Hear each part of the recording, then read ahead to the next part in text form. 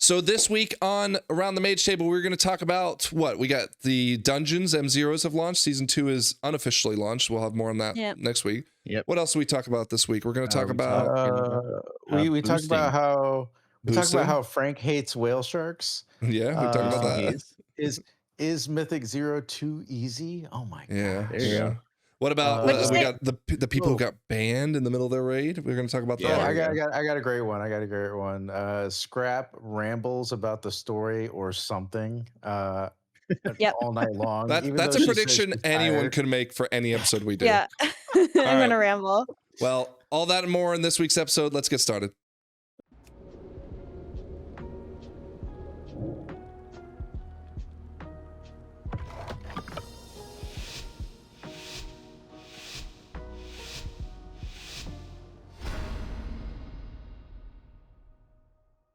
Welcome to another episode of the Around the Mage Table. This is episode 96 of the podcast. For the rest of us, I am joined by Lythian, who is officially back in the groove of things. Lythian, how are you doing, bud?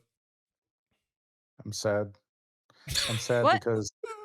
because Frank doesn't like whale sharks. And that's the cold open right there. I'm sad. Lythian, again, for those who never can tell, Lythian for some reason thinks that inside jokes that only are between the four of us that happened 5 minutes ago is a good way to kick off an episode. It's gonna be another conversation we rehash all over again. Well, look, go on, Scrap. Jesus. I was just saying, just to get the listeners up to speed, like Lythian's referring to us struggling to start the podcast for like 5 minutes because they kept distracting me. Scrap, how big is a whale shark's esophagus? So a whale shark. I'll see. Go ahead, Io. This was after she said, "I'm fried. I'm not going to be able to talk tonight." And then this was also after she said that she's time blind. Time blindness, that's real. Don't make fun I'm of not saying it's not. I'm just saying I don't think it's necessarily your problem. You're just an asshole. I make it everybody else's problem. It's something I'm working on. And a whale shark's esophagus is the size of a quarter. Yes, whale sharks do not eat people, Io. I want you to find me a YouTube video that explains that to me, because that sounds insane. Whale sharks filter feed. They only eat zooplankton, tiny little organisms, and they constantly filtering it through. And so it's nothing goes past so they can't get stuff lodged into their esophagus. It's not prepared to digest. They couldn't just like chew the person and make everybody it doesn't have a teeth. little bit smaller? They don't have teeth. What if we decompose in their gullet? They can't get in there because it's the size of a quarter. Grandpa with no dentures. So for those of you that commented last week that you think we're the best podcast for WoW out there, we appreciate that. We're off to a great start. Scrap, how you doing? I'm doing good. I'm sorry. Like I said, I can't handle misinformation. Right. About animals here in Virginia Beach, Scrap. Yeah, because I'm out here spewing misinformation about World of Warcraft. Go on. People, Scrap, you are now creating a chain of comments where people are like collectively moving through each week going, wait, she's doing it worse. She's digging a deep, like you talked about how we need to go back to Azeroth. And then you last week said, well, when you go back to the Eastern Kingdom, and people are like, Jesus, she's still doing it. No, I know. I get it. I was happy we're back at the Eastern Kingdoms. I was thinking like in my head, I was like that we do kind of like you don't need to explain it. Well, you put me on the spot. I got to explain. I'm fried. I can't talk anymore. I'm too tired. All right, Io, how you doing, bud? Hey, what's up, everyone? Well, look, it's the first. It's at week 0, okay, of the season 2 of Midnight. I even got it's going so well. I even got a phone call from Tekniq. Do you want to talk about that real quick? Yeah, I want you to explain why Tekniq is in the Discord all of a sudden. So, ladies and gentlemen, for those who have not joined us way back when, right? Back in the episode 6 where we talked about Asmongold, Max watched us and nicknamed Tekniq the Flashbang CEO, okay? He was a former host of this podcast, and he's a good friend of mine. We worked together for a lot of time. Tekniq called me today to say that he is playing retail again, all right? So this has been, what, 3-4 seasons? I don't think he played at all during the War Within. He went pretty hard season 1 of War Within, and then like not the whole season, but like around the 0.5, I think is when he dropped off. That's right. That sounds right. Because he was like pushing high IO quickly, and then he just like fell apart. Yeah. Yeah. It's been great. Did he raid with us? Yeah, Lythian, you raided with him that season, right? Okay, so yeah, that makes sense. War Within season 1. Okay, so it's been about a full expansion since he's played. I talked to him for a while. One, he says he wants to come to BlizzCon with us. Shut up. Wait, but we don't have enough room in the house. We do have enough room, but that's not the point. My concern was more Lythian's gonna definitely leave if we have him come. Yes, I will. but you know, he sometimes likes to gas me up about this stuff, so we'll see if that actually happens. But yeah, he's been playing, for those who've been in the Discord and seen him every once in a while, he does come in and he plays Classic with a friend of his. But yeah, he's like, dude, I was doing Karazhan, I was the off tank, the guild leader was the main tank, and he just like constantly, and I think this is in your guild on Classic, is that right? He is in that guild, or I think he is in the guild I'm in. Yeah, he has a character in there. I don't want to slander your guild leader, so I'm going to try to be careful with this. Oh no, you absolutely can. He doesn't watch the show, IO? Come on. All right. Anyways, yeah, we don't talk about Classic enough. He was doing Karazhan, and he said it was so boring because the main tank was just doing all the mechanics and not letting him taunt because it was so easy. You know, the argument was like, well, don't worry, you're gonna get purples. He's like, I don't give a shit about getting gear. Like, I'm doing this for a challenge. I'm doing this for fun. And he's like, dude, this sucks. I spent 3.5 hours in Karazhan. Like, it was so boring. I was doing like 3 actions per minute. So I'm coming back to see what M+ looks like. Dude, I thought you were out here about to like just talk some like hellish shit on the raid leader. That no slander at all. No, just wanted to get you out up for a second. Yeah, that's more like Karazhan's boring. That's not the raid leader's fault. No, but if IO knows, because I don't know anything about him, but like if IO knows more about it, that maybe there is some story. I didn't want to start saying something where IO jumps in and says, "Oh yeah, that guy's a total dickhead," and you know. Oh, I mean, I wouldn't say he's a total dickhead, but he definitely says things a little harsher than he needs to sometimes. But yeah, well, that makes 2 of us. Every time I say that to you, IO, I always think back of season 1 of The War Within, where you said you don't need to shot call every cleanse. Was that season 1? I was thinking about that the other day. Yeah, that was our Kara. So yeah. Anyways, okay. So yeah, he's playing Mythic Plus. Although I did talk to him. I said, dude, I'd be so interested to hear your takes on the add-on apocalypse, the new systems for looting, and yeah, we have to have him come on. Right. So he said give him a week, get settled in.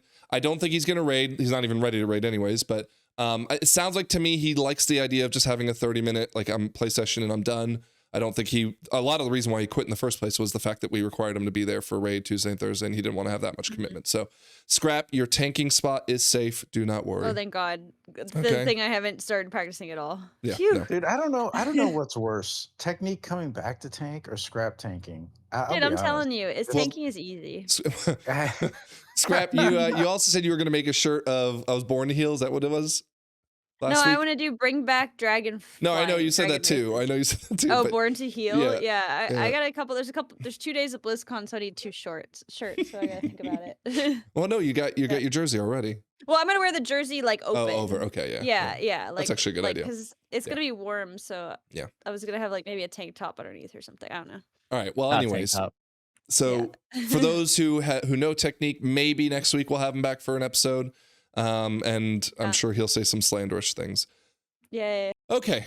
Well, how is season 1 or season 2 going for all of y'all? It's been mostly M0s, maybe some delves for y'all. Man, I've been busy. Okay. Yeah. I'm surprised to hear you say that, Scrap, because if I'm being 100% honest, I'm really getting worried about the state of your gameplay going into season 2. No. I've been working. So I've been getting up at like 8 in the morning and playing WoW for 2 hours. Yeah, sure. I did see you. Lythian saw me. I know. But like, are you ready to really start raiding and start playing again? Yeah. I know. I did all the story quests. I did all my Mythic Zeros. Plus, I did Altar Fang 2 extra times in addition to that. Why 2? So I know for the quest. No. So I started the quest. It was like blah blah blah. Go to Altar Fang, whatever.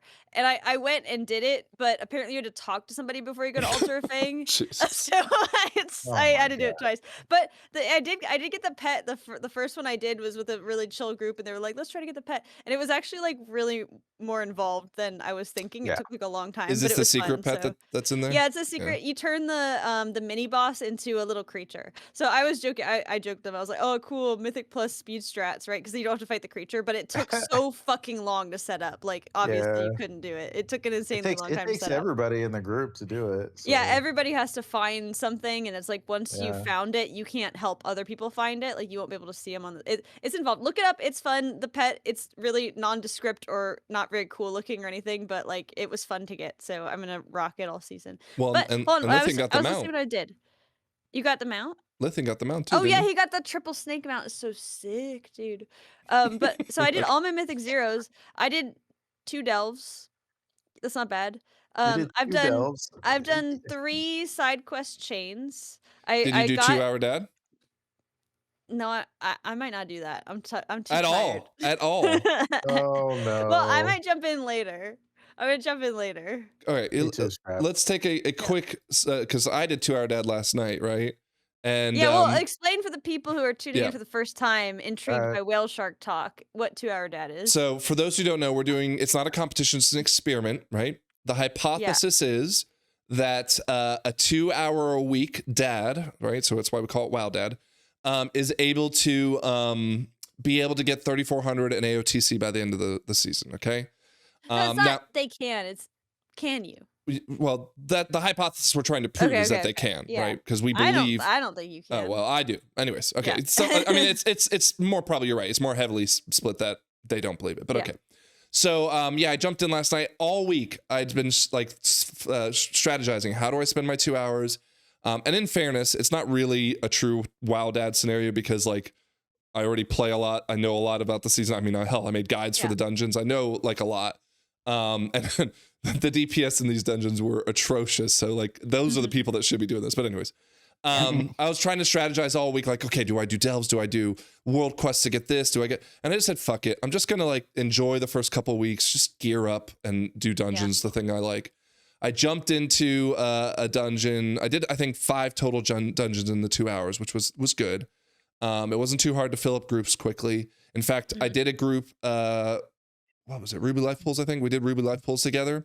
And they asked me what 2-hour, Toon's name is 2-hour Frank. They said, what's 2-hour Frank mean? And I explained to them, like, this is our hypothesis. And they go, oh shit, that's awesome. So they're like, all right, let's go do, cause I told them I had like 15 minutes left, right? Yeah. And they're like, dude, we can get Blinding Veil done in 15 minutes. I was like, well, all right. I was like, worst case scenario, I disconnect, but at least 3 bosses, I get in a chance. So like, this is the last minute. The tank knew that I only had 1 minute left, and he's like, "Oh shit!" So he starts. This guy was pulling so slow. He was pulling so slow, right? And I didn't want to bother him. I was again positive vibes. I was just like, it doesn't matter. He just realizes that I only have a minute left, and he just starts pulling like a maniac. Like so, here you can see I say 1 minute. And yeah, so it gets down to the point where, yep, there's the boss. We killed. I disconnected in the middle of the boss, but because I tagged it. If I got any loot, it will be in my mailbox when I log in next Friday. So I'm looking forward to that. Right. But at some point here, you'll see me say like it was an honor to die by your sides, and and of course I disconnect. That's awesome. So yeah, it was really fun. It was very chaotic, stressful, right? Yeah. Have you not seen this yet? I love it. The clock getting bigger. So at 1 hour, it does the here it is. It's an honor to die by your sides. At 1 hour, it like does the Zelda Majora's Mask. 1 hour remaining. And then it does like an alarm at 30 minutes. And then at 1.5 minutes, it plays this like countdown music from BBC News. And yeah, you'll see it. Actually, I timed it perfectly. It cuts out exactly when my explosion goes off. So here you can see I'm about to get out. And it explodes and disconnects. So good. Timed it perfectly. I want to shout out Zing because I see him chatting up in your chat box there, but he's hitting this hard and he's really keeping track of like what he gets done every week. So I mean that's what the rules stated.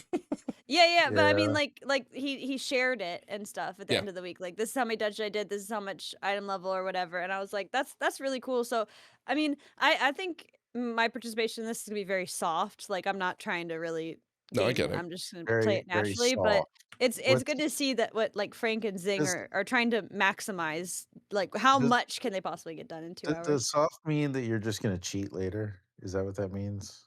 Scrap, probably not. Yeah, Scrap's not the cheating type. I think what it means is that she'll probably get like 10s done by the end of the season. Scrap doesn't cheat because she changes. Can I tell you what my plan is? No, I'm not gonna not log in. That's the start. Well, no. That's the thing is that in my plan, I don't necessarily have to log in. 3 weeks, 4 weeks into the season, people aren't going to be able to fill up their 6 keys, right? So they're going to have their 6 and they're going to take anybody, right? Because, or like maybe a 4. They listed a 4 and they can't get out of the dubs. They're going to take anybody. And then I'm going to sit on that. And the next week I'll have a 4 and I'll sit. And then eventually it'll become a 10. You know what I mean? So like, I'm not trying to bump my key up immediately. Whatever. You're going to have to hope it's not like last season and a lot of people don't just do 10s the first week. Yeah. Well, a lot of people will, but a lot of people won't. I mean, there's gonna be a lot of people popping in later in the season, and anything below a 10, like a couple weeks in, like they're not gonna be able to fill their groups, so they'll take whoever the fuck. So they'll I take can't me. wait to hear the story of when Scrap goes into one of those keys and the people who are still doing 6s around that time and talks about how she's like a really low eye level and doing more damage than them and having a bad time. I always have a good time. Scrap actually, I mean, she here. usually, I was just gonna pull up what week 1 looked like for season 1. Oh, okay. Scrap, I group this up by mythic level. There we go. Yeah, so I mean, here, I'll show it to the rest of you. You know, there were plenty of people doing 2s, plenty of people doing 6 and 7s. Yeah, everyone jumped into 10s and 6, 7. Stop him. Every week he finds a way to sneak it in. I mean, I guess I'm laying him up, but fucking. You didn't say 7s or 6s. Yeah. But yeah, I mean, if you're going to do that next week, Scrap, but you're not even level 80 yet. No, I'm not gonna do it next week. I'm gonna do it 3 weeks down the line. Oh well. You're not even level 80? No, I'm not. That's the problem. Is and I've been like, I wanted to get everything done on like my main, and I've still like I wanted to finish like all the. No, but that's what I'm saying is that there's gonna be so few people doing it that they'll take me because they're desperate for anybody to apply. You know what I mean? That's my plan. Okay, we'll see if it shakes out or not. Either way, I think because we've been also telling people like this is your own race, run it however you want, right? Yeah, like Zing geared himself to, I don't want to say his teeth, but he geared himself pretty well. No, but he didn't gear himself all the way. No, but he I think he geared pretty well. But like I was 245 coming in, right? Like so. Yeah. It's definitely everyone's doing their own thing. It'd just be interesting to see how it plays out. Zigla, who is probably the person that was challenging me the most on this when it first came up, was in Discord with me all last night, and he was just kind of like, he's like, dude, just come out here and do these world quests, and he was just like questioning everything, but like at the end of it, he was kind of like rooting me on, going, you're gonna do this, man, come on, go. So it was fun. But other than that, right, we've had M0 dungeons. Let's start there. How have those felt for you guys? Have you done all of them? They're all knocked out? Too easy. Okay. Too easy. Yeah, Lythian, they're quite easy. I mean, I'm trying to figure out how to play Survival Hunter again, and everything dies too fast, so I can't even consume my marks because the mobs are dead. So I don't know. We'll see what it's like. I think next week's gonna be Rude Awakening for probably me and Lythian, and everybody else in our party has to deal with this. Yeah. I'm not feeling too good about survival yet. We'll see. I wanted to talk to you about this because you and I think in Discord said I said that like I wish this was harder, and you were like, no, this is like it's chill, it's fine, like who cares, right? Yeah. So I wanted to talk about this for a second though, because I tweeted that I felt like something felt off this season. Now, granted, it's barely started, so it's not really fair to the season. It's been 3 fucking days. I know. Well, the thing is though, I think what I ultimately feel the reason that is because I really do wish the M0 week was like hard, right? Yeah. I think it should be a bit harder, right? Like it's supposed to be because there's no reason to run heroics right now. You know what I mean? No one touches heroics. And I don't want to speak on Io's behalf, but like I understand where he's coming from, right? Like it also should be fine for people just coming and chill, right? They're coming back to the season. But I don't know, Io, do you feel a certain way enough to say like you're adamant it should stay the way it is? How easy it is? I don't really care either way. I just notice people. I mean, I don't mind doing them. It's just like the first week, and it's just the lockout. But I think a lot of people talk about how they'd like to actually be able to learn the dungeon. But to me, the way I look at it is, you can get hit by something, realize, oh, my health dropped. Okay, I shouldn't get hit by that in a real key. Like I feel like it lets you learn it in a way that isn't just, okay, we learned it, we wiped, now let's go again. It's okay, we learned by not like completely failing, which I know that not everyone will learn from that, but I think like I don't know, I just think if you're someone trying to improve, that's still valuable, even if it's not as difficult as a regular mythic dungeon. Like for example, I know that I've learned from normal and heroic Altar of Fangs when I did it for the quest, that people like to pull the entire room with those envenom mobs and not stop them when they're enraged, and then you get like 12. I can heal up to like 12 or 11 stacks, but even on like a normal, those start doing a lot of damage. So I mean, it's something you learn on the easier, then figure it out for later. I don't think just like your health dropping is like what people look for. I think the bosses are doing dying too fast for them to actually execute their mechanics. So it's Or to make them that's the problem dangerous. I see. Yeah, or the mechanics are dangerous or not dangerous, I right? If you don't execute. yeah, I I mean, feel like I'm sorry, go on. I was gonna say I mean, unless it's just what depending on the dungeons, but every Mythic Zero I've done so far, I feel like I've at least seen what the mechanics are. I don't know if that stuff's died fast enough, but I don't know. It's tough to say. We're phasing stuff really fast. Yeah. So Yeah. So we only see like half a phase of the boss. that's what I wanted to address though, right? Like I feel like you, especially since you will help me out with Keystone Kindergarten when we record on the PTR and stuff, you know to look for things and you make a point to look for those things. But I just feel like my average experience with pugs is not that way, right? We, for example, I was in Altar of Fangs last night, and the tank didn't the even. last boss? No, the first boss. The tank didn't even know okay. how the fresh meat mechanic worked, right? And we go on. Oh, when I did a couple on zeros with Sperry, our friend, therapist Shout out friend, Sperry. and some couple of her friends, and we did that boss, and that we didn't know that either, and we were doing the soak part, but we didn't realize that like you can skip that, right? Like you don't even need to do that. So yeah, we were. You can, yeah. So just for those who don't know, the boss has 3 corners where when it does the whatever brings the ceiling down, I can't remember, like rumblings, whatever. 2 birds will fall into the positions, and the third spot will not have one. The boss will enrage when it's too close to one of those birds, right? Which in and of itself is a problem for the tank because it does slap the shit out of the tank. But if it runs over to one of those piles to scavenge or whatever it is, it will double the rate it gives out the corrosive buff that, you know, kills everyone. And in my pug last night, and it was in my 2-hour dad thing, the tank like blamed the fact that we missed one of those puddles that were shot out when he was doing it. Like they would have had no clue that the reason why we died was because they didn't even know that mechanic existed, right? And don't get me wrong, like that's partly because the design maybe doesn't do a great job of telegraphing the problem, but like they took what was on the PTR and made it as telegraphed as possible. The boss enrages if you're too close. You can see it spittering out at double the pace, right? Everyone's at like 15 stacks instead of 3 stacks, right? And they just like didn't connect those dots despite the fact that all the evidence was there. Right? And that's just one example. I got a better example for you. Okay. We were doing the last boss. I was doing it with Soup and Pugs. And before we go in, I said, soak the lines, everyone. Of course, you instantly wipe if people don't soak it. Yeah. So that happened. And then I was like, oh, like, yeah, guys, it goes quick. You're going to have to soak in real quick.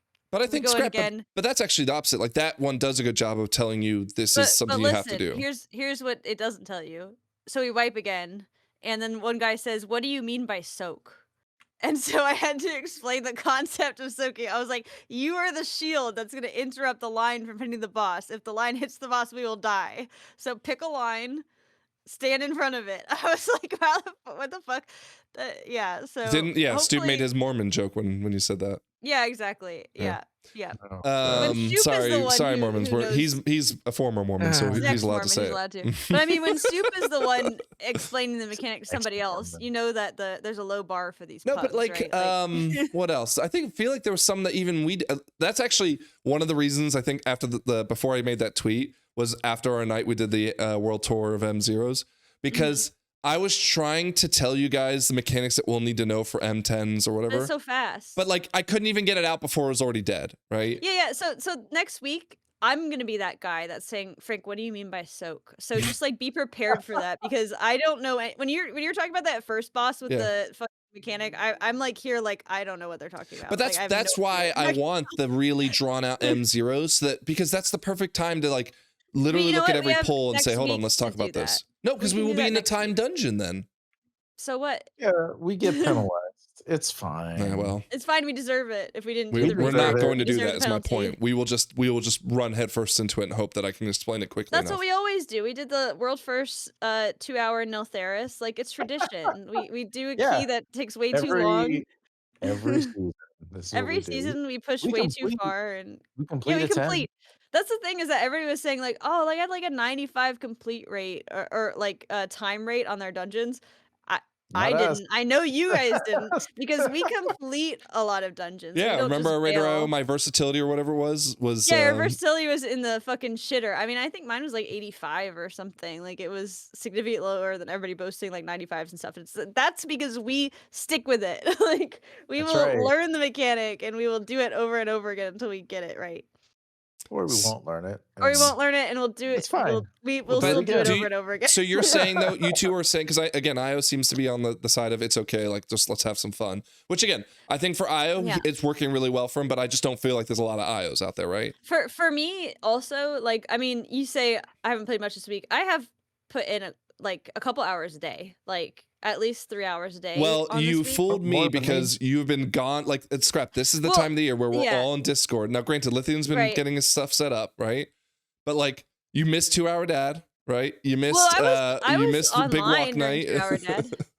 Right. But here it's because I've been going to bed earlier. But I mean, I'm still putting hours in, like getting it done. And Yeah, like well, what I I'm like saying is- having time to engage with the quests. I like having time I to agree be with like, that. I oh, agree let's with grind that. with We'll talk about Del. that in a second. We'll talk about that in a second. Without pressure, right? Like Yeah, without the yeah. pressure of everybody's doing 10s right now, and I would do the quest. Like we even did Ultra Fang, like that first night. I was like, I can't watch the cutscene because I haven't caught up to the story yet. Well, like we I- couldn't I even get want in to- because you didn't open up the quest to Well, that's true. enter The the first night, I literally hadn't. I logged on, and you guys were like, "Let's do World Tour," and I was like, "Fuck, I haven't even done the intro quest to the zone yet." Yeah.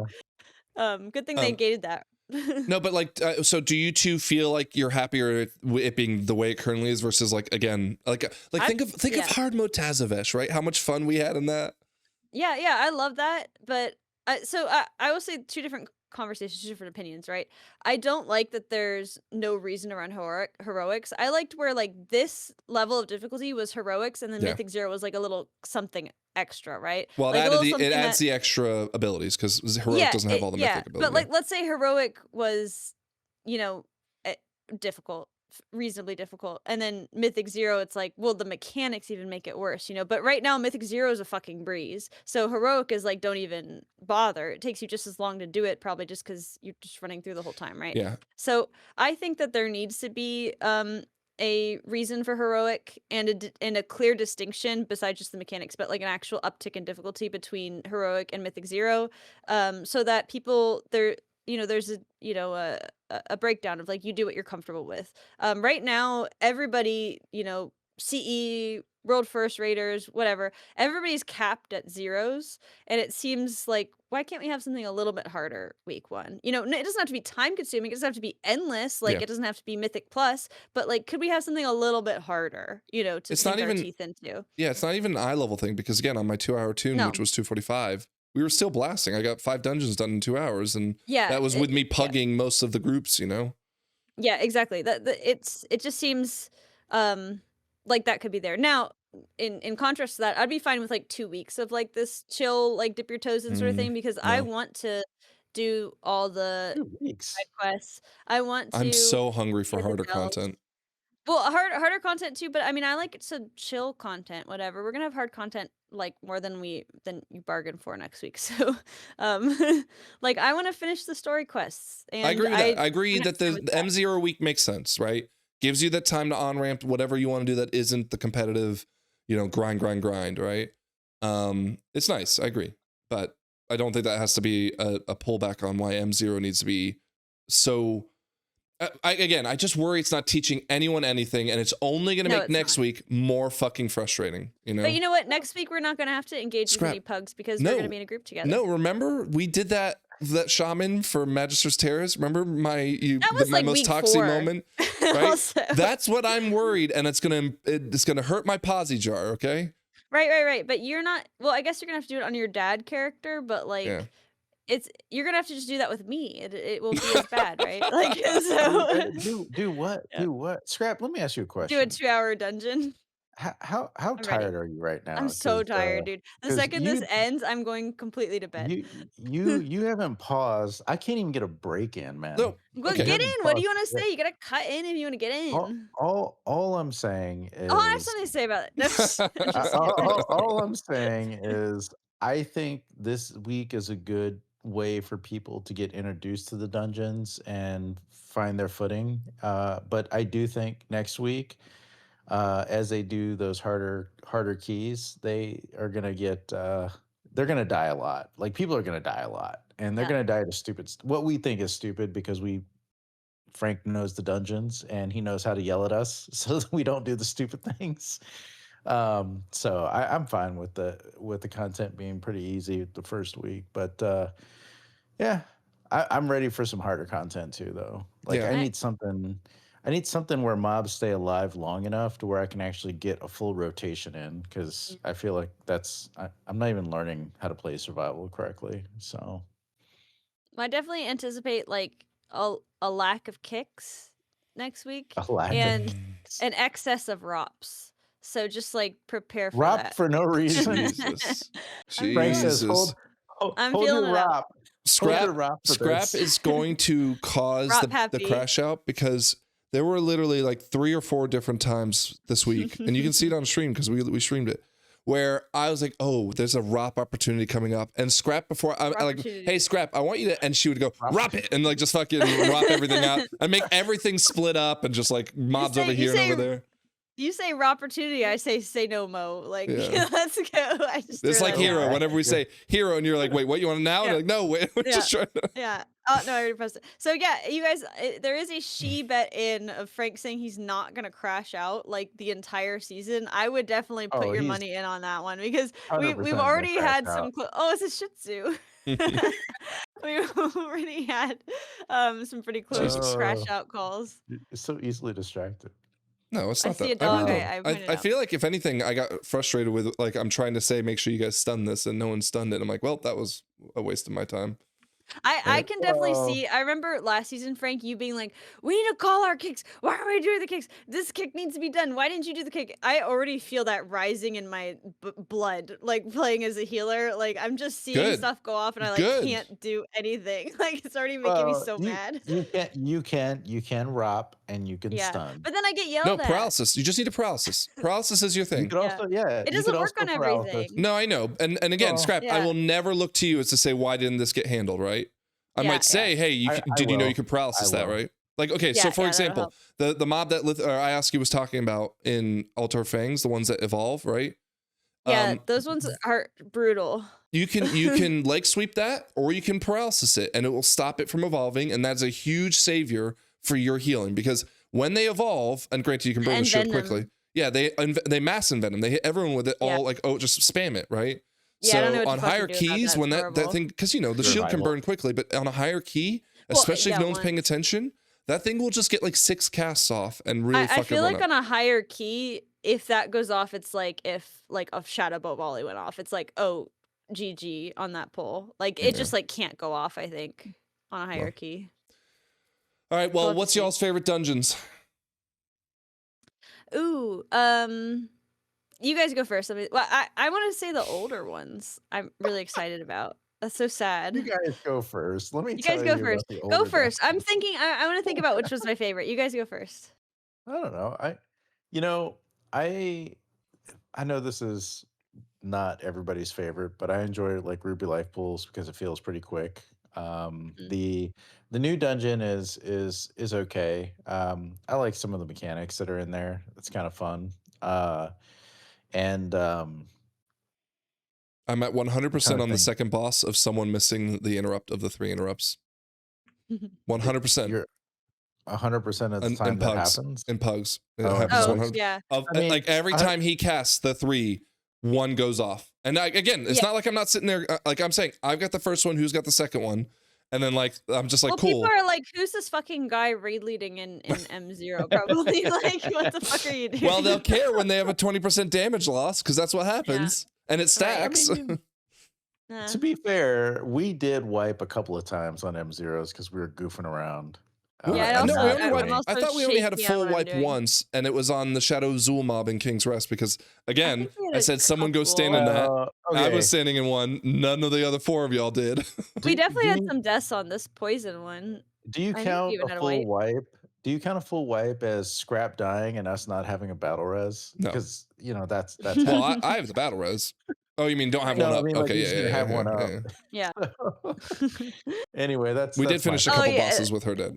Temple of Sithralis, where I was like, "What's different here?" And like, you're like, "Just heal," and then I instantly died at that last boss. I didn't know they were gonna be fixating mobs on me instantly. the Oh, do red you have a clip of lines are it? all I'm sure I pointed do. at We you. recorded it. Well, it was instant. I was standing on top of it, or at least from my mind, it was. Let's find it. Let's I find it. love when you turn into a frog and you're like, "Hey, Oh, yeah. thanks for treating me out." I remember doing this dungeon, and I everything's different, right? But like nothing that I remembered from the last boss was how I remembered it. So I was very like blindsided about a lot of things. Let's And I was find it. after this. Yeah. It was great. It was a good time. I mean, It's at like least in we the had yeah. fun. Is that me? No, that was after I died because I was running away. What? Who's No, the third? I DPS already in there? died. I already died. Go before. It was the first time this happened. I died Can instantly. I use my keyboard? Oh my god, yeah. Go back. Oh yeah, I think it was like right there. All right, this is the boss. Well, so Okay. a Mega Set even called out. She's like, "Oh, this is actually not that bad of." Oh, here it comes. You're just standing here there. it You're is. just standing there. Well, I was healing. By the way, it Yeah, I happened didn't so know that was quickly. By the way, you happening. walked back in. I know. I don't have DPM, so I didn't even know it was happening. Oh Christ! I literally Lord have didn't. mercy. Or you have red What? lines targeting But I you. wasn't looking at them. I was looking. I was like, oh, here's the healing bar. Okay, what should Are I you do? looking at your Like, buttons? yeah, because I don't know them yet. I'm still learning They're all them. green. They're all They're all green. I green. forgot. Yeah. But I was All also right. trying to figure out like, okay, how can I heal this? But I can't hit anything. Like, so it's tricky. You cast soothing, and I then know. Oh, by the way, I I'm frustrated that they made a last minute change on this last boss. That breaks my Keystone Kindergarten guide. Thank you very much. Yeah, they used to make it so that when they corrupted, whatever his name is, the Twisted Corruptor or whatever, dies, you used to have to like wait 3 seconds before absorbing a soak. Now you don't have to. You can just have everyone soak it, but it goes off like within 6 seconds or something. And we had that happen to us in our poll too. Anyways, all right. So Ruby life pulls for Lythian. You don't have a second runner up? no, it's like the new dungeon. Okay, Altar Fang. Okay, cool. What about you? I did Murder Row today. I kind of like the vibes of that one. Murder Row is definitely the one that I think shot up the most from what I was worried about it being versus its actual final result. I thought like, dude, this just feels so off, feels so wishy-washy. And then I was like, okay, well, the actual trash is fun. So yeah, I can see that. Yeah, I liked it. And then I like that they made the, I don't know if it's like it every time, but I like that they turned the mini game into basically you're playing the played up game. I don't know if you guys have ever played that, but that's we got a 5-star today, so I'm like, yeah, dude, we're doing it. Yeah, I want to get the cleaner guy all the time. No, yeah, that's the easiest one. In my 2-hour dad run, again, Pug's not learning anything. One of the pugs didn't know what he was supposed to do, and he was the cleaner. The entire floor was just everyone slipping. I couldn't bounce anyone out. No one could run food. The guy who was doing the entertainment was just like, I don't even know where it is because there's slime covering everything. Yeah, that's funny. I mean, at least that one again is like, okay, you see it once or twice and then like it won't be a problem again. But every restaurant has a guy like that. Yeah. So Murder Row, what else? So I haven't done them all yet, but let me look at the list I have of the ones I did do. I don't know, probably I kind of liked Void Scarred more than I thought I'd like it too. That one seems like it's I pretty forgot fun. about that one. All right. That one's I think a little more solid options. Yeah, that one. I think that one was a little better than I thought it was going to as well. Yeah, it's just fun. I don't know. Cool. Scrap. I like it. Of the new ones, I think I like Den the most, or the Altar of Fate. So those ones I both think are really cool. Murder Row, I don't think I've seen enough of it. It seems kind of dull to me.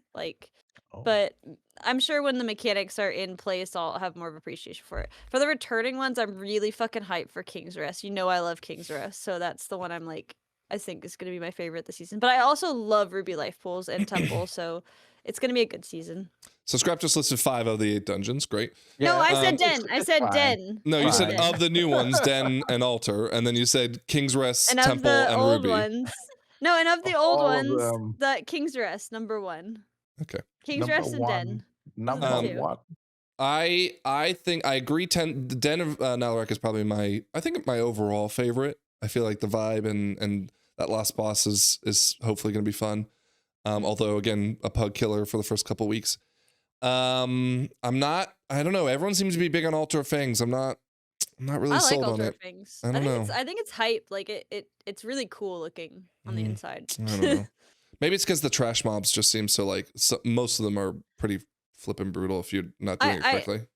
I think It's got a also weird like layout too. yeah, but I think also I feel a little bit more positively to it because it's the only one that I felt was like a little bit difficult. Like it seemed like the mechanics had. Wait till next week. I know. It's gonna be crazy next week. But it seems like that one I was feeling more excited in because it felt like I was trying to do more. So maybe that's why. All right, so there's a poison in there. I've noticed you can also Blessing of Freedom as well as Well, that's Dispel good It. to know. Any movement thing, I think. yeah, there's disengage. Let me see if I can find it. There's a really good guide writer on Twitter, and he has like a list of every single spell and ways you can deal with it. Let me see if I can find it real quick. I use Taxis. Yeah, Taxis. That's it. Yeah, Tactics. Yeah. Tactic. Yeah, Wow. here we go. I like that guy's. His stuff is good. Yeah, sorry if you can't easily see this because I'm not gonna read, but like it literally has every single dungeon with This is really nice. like every season when I tank, I use this predominantly. Yeah. I don't watch Keystone Kindergarten. I just use this. I don't blame you. No, like I actually in my tweet I said like if it were something that I didn't want to use AI for because AI is great, but I don't want to like lean too heavily on it. I would make like a dungeon journal of all this information because this is effectively what I have. I just have it not as clean as his does for my Keystone Kindergarten script, right? And so like it was great. I just every time they made tweaks on the PTR with Blue Notes, I would just come in here and update it. But like he took it a step further to even like have everything listed here of. I know that the dwarfs, racial will remove this. I know that, freedom of, Blessing of Freedom will do this. So, yeah, it's great. I love the bit that says avoid, like, don't let it happen.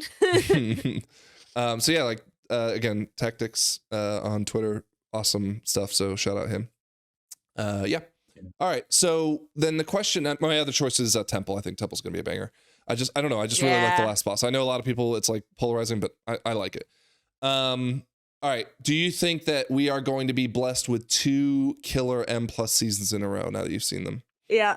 I think these are good dungeons. Lythian, you shaking your head now? People are going to hate it. I think people are going to hate it so much. What reason you think it's like the challenge or just like the RP I think this season is going to be a lot harder. I think DPS has more accountability. I think I like that. I think that people are going to die more than they have before and feel a bit more discouraged. That's how I feel right now. We'll see what happens, but that's kind of just the vibe I get from the first, PTR and then doing the M0s. So we'll see. Too early for me to tell, really, but once we get into it, I'll have a better idea. But it seems like, at least based on the vibes of the dungeons, that it feels like we're gonna have a pretty good season. Yeah, I think at the very least it's gonna be a good season, right? Yeah. Okay, well that's the dungeon chat. What about the quests and the story, right? So this is Scrap's specialty. We'll start with the others first so that she can kind of pounce in on whatever they answer anyways.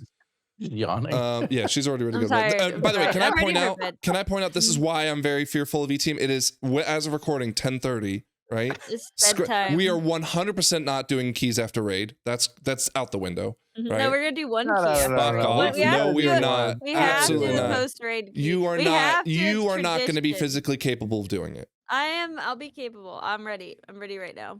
Let's do it right now. Bullshit. All right. Anyways.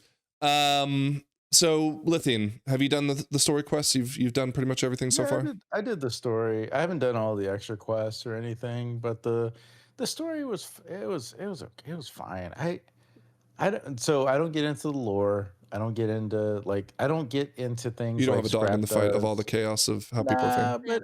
But some of it was kind of dumb. Like, Yeah. they couldn't fight. I don't know. There were just some dumb things that kind of were like, whatever, man. I don't care. This is dumb, and I just breezed through it. But I don't know. I don't know. I thought it was fine. I'm just not nothing exciting, nothing fun. Even the cutscenes weren't that great to me. But this is my 2 cents. Okay, I ask you. Yeah, I did the story up until the point where you get or up until the point you can get to, because I know we still have a couple more Chapter chapters 4, that yeah. we can't get till next week. Yeah.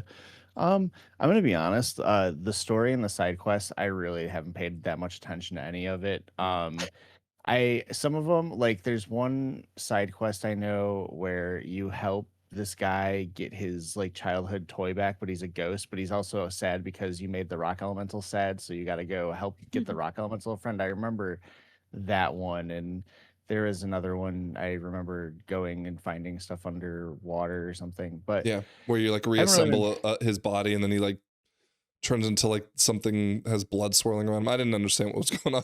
Yeah, no, and it's a shame too. I kind of when I'm playing this, especially this week, I haven't been home a whole lot because I was dog sitting for a friend. So like I haven't really had the extra time. So like today, for example, I got on and was just like trying to grind out what I needed to get done. And so I haven't really been in the mindset of really been able to pay too much attention, unfortunately. And I think some of it seems like it's probably got interesting stories going on, but I just haven't really gotten too deep into it. From the what I gather from the main story, it seems like it's just kind of like a side thing.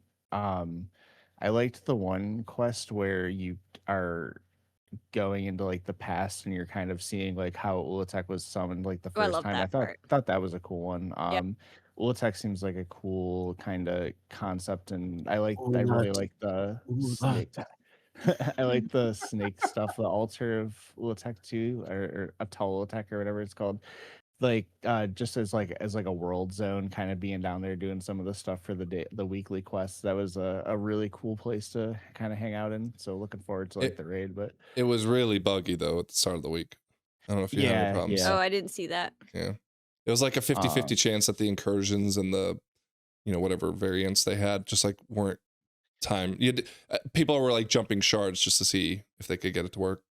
I mean, it seems fine by now, but run into a couple of things not starting when it was supposed to, or I had a quest bug out earlier that I turned in that the person was doing their RP but then just never reset to their original position to start the next quest, so had to wait for that one. But I like the vibes, but yeah, I unfortunately don't know, can't say honestly if I like the story or not, but it seems like it's okay. I feel like this happens every expansion. The first season, I'm like all in. I want to take my time with all the quests and the side quests, and I, yada yada yada. But the second and third season, I I want to get it done and move it out of the way and yada yada yada. I don't, especially I feel like especially with these two the 0.1 patches, the second seasons, because they're always off the path of what the main story is going to be. Yeah, we didn't even see Xalatath like not yet, in this entire story.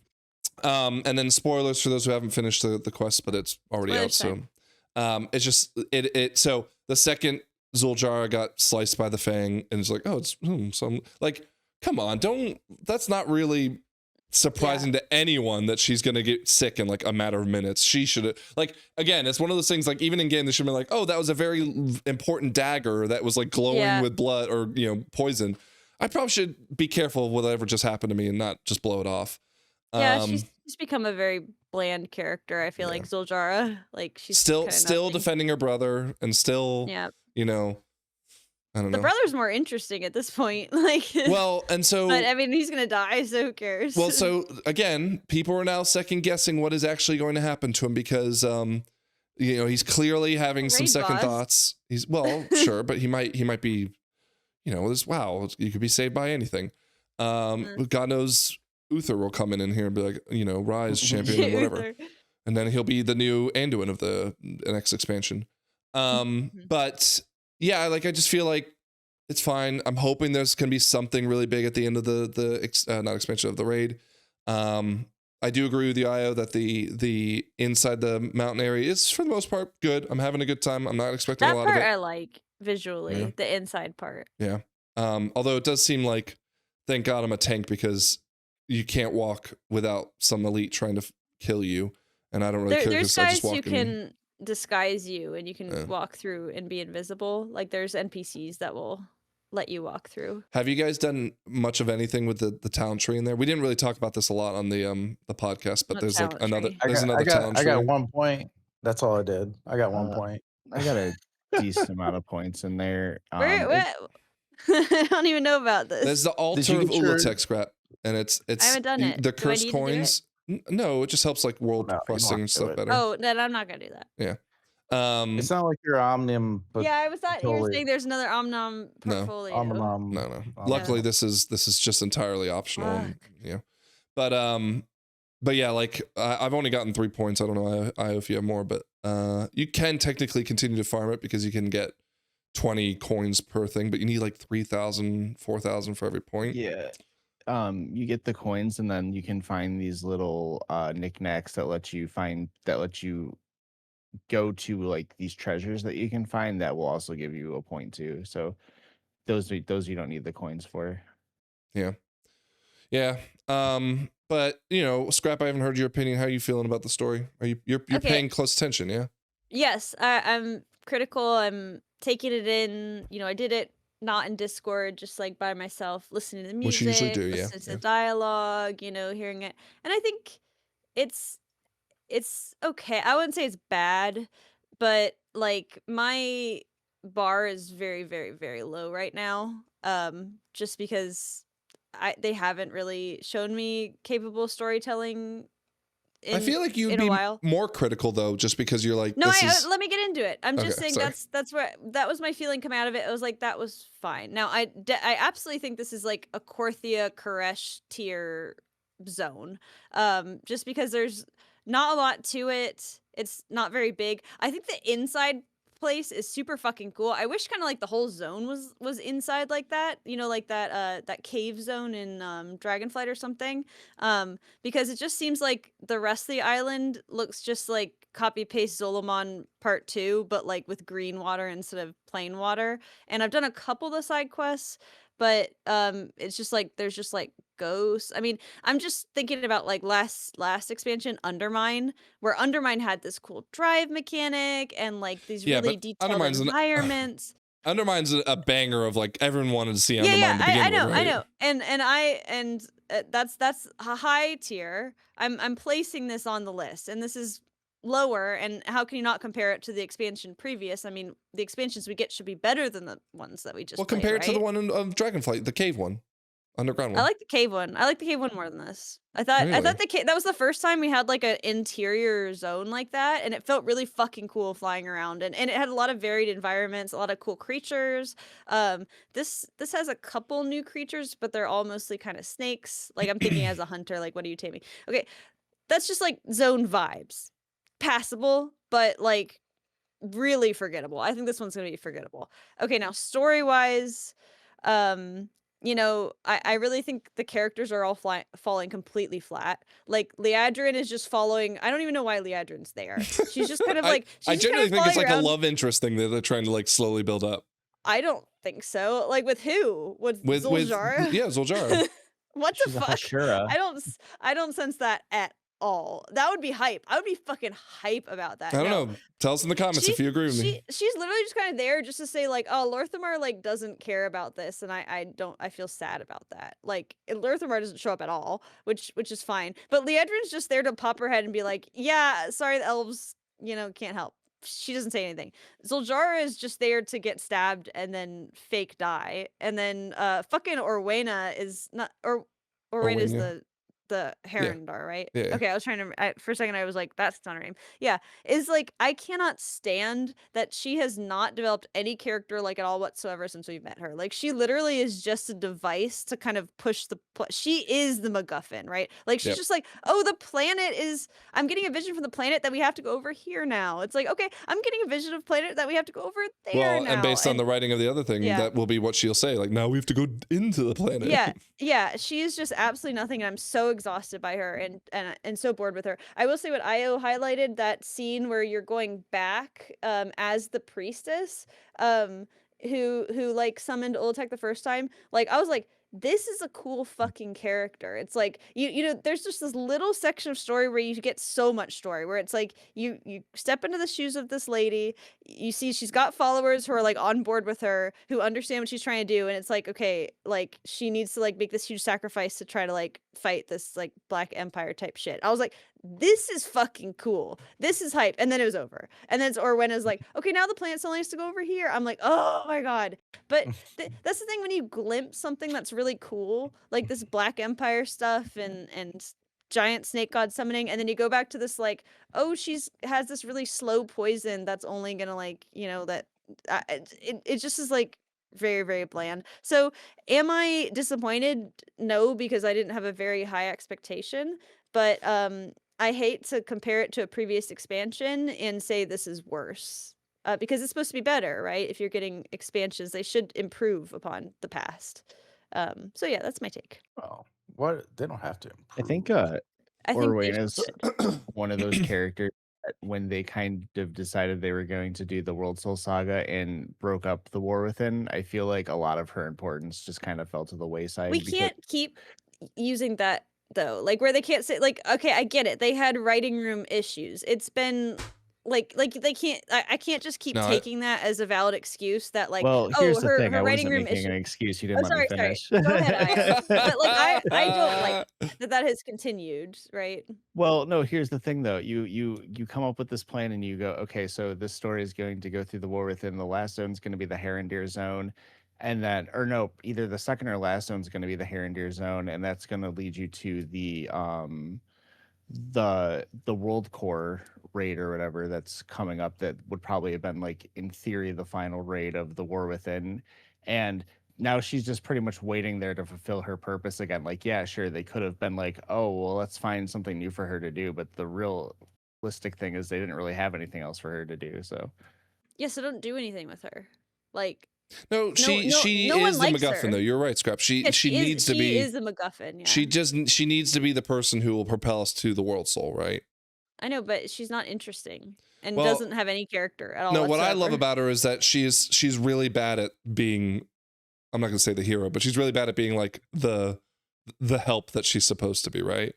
Yeah, she fucks everything up all the time. She's sitting there going like, oh, I didn't want Zul'jin to do that. Like, what the fuck are you talking about? Anyone who has met Zul'jin would have told you this is a bad idea, right? Yeah. Like, Zul'jin literally, like, right before, you know, the fucking Darkwell shit happens, you go and talk to him. He's like, yeah, I was thinking about like starting a raid right here. Like I think we're gonna do a raid next season. It literally to the point where, like, as the player character, as you're watching, because you did the quest with him, right? Yeah, it'd be like the whole quest. You're just sitting there like, dude, what are we doing, Orwen? Yeah, like, stop, brother.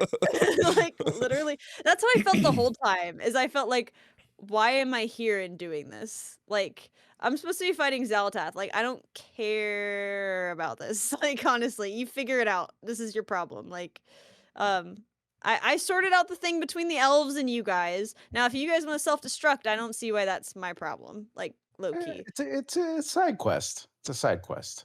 It's fine. No, it's fine. Like, to your point, Scrap, it doesn't have to improve every expansion. That's impossible, right? Like, you're gonna have to.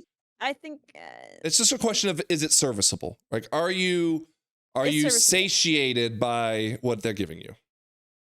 This, I'm sad. Okay. I don't want this to be. I don't want this to be the benchmark.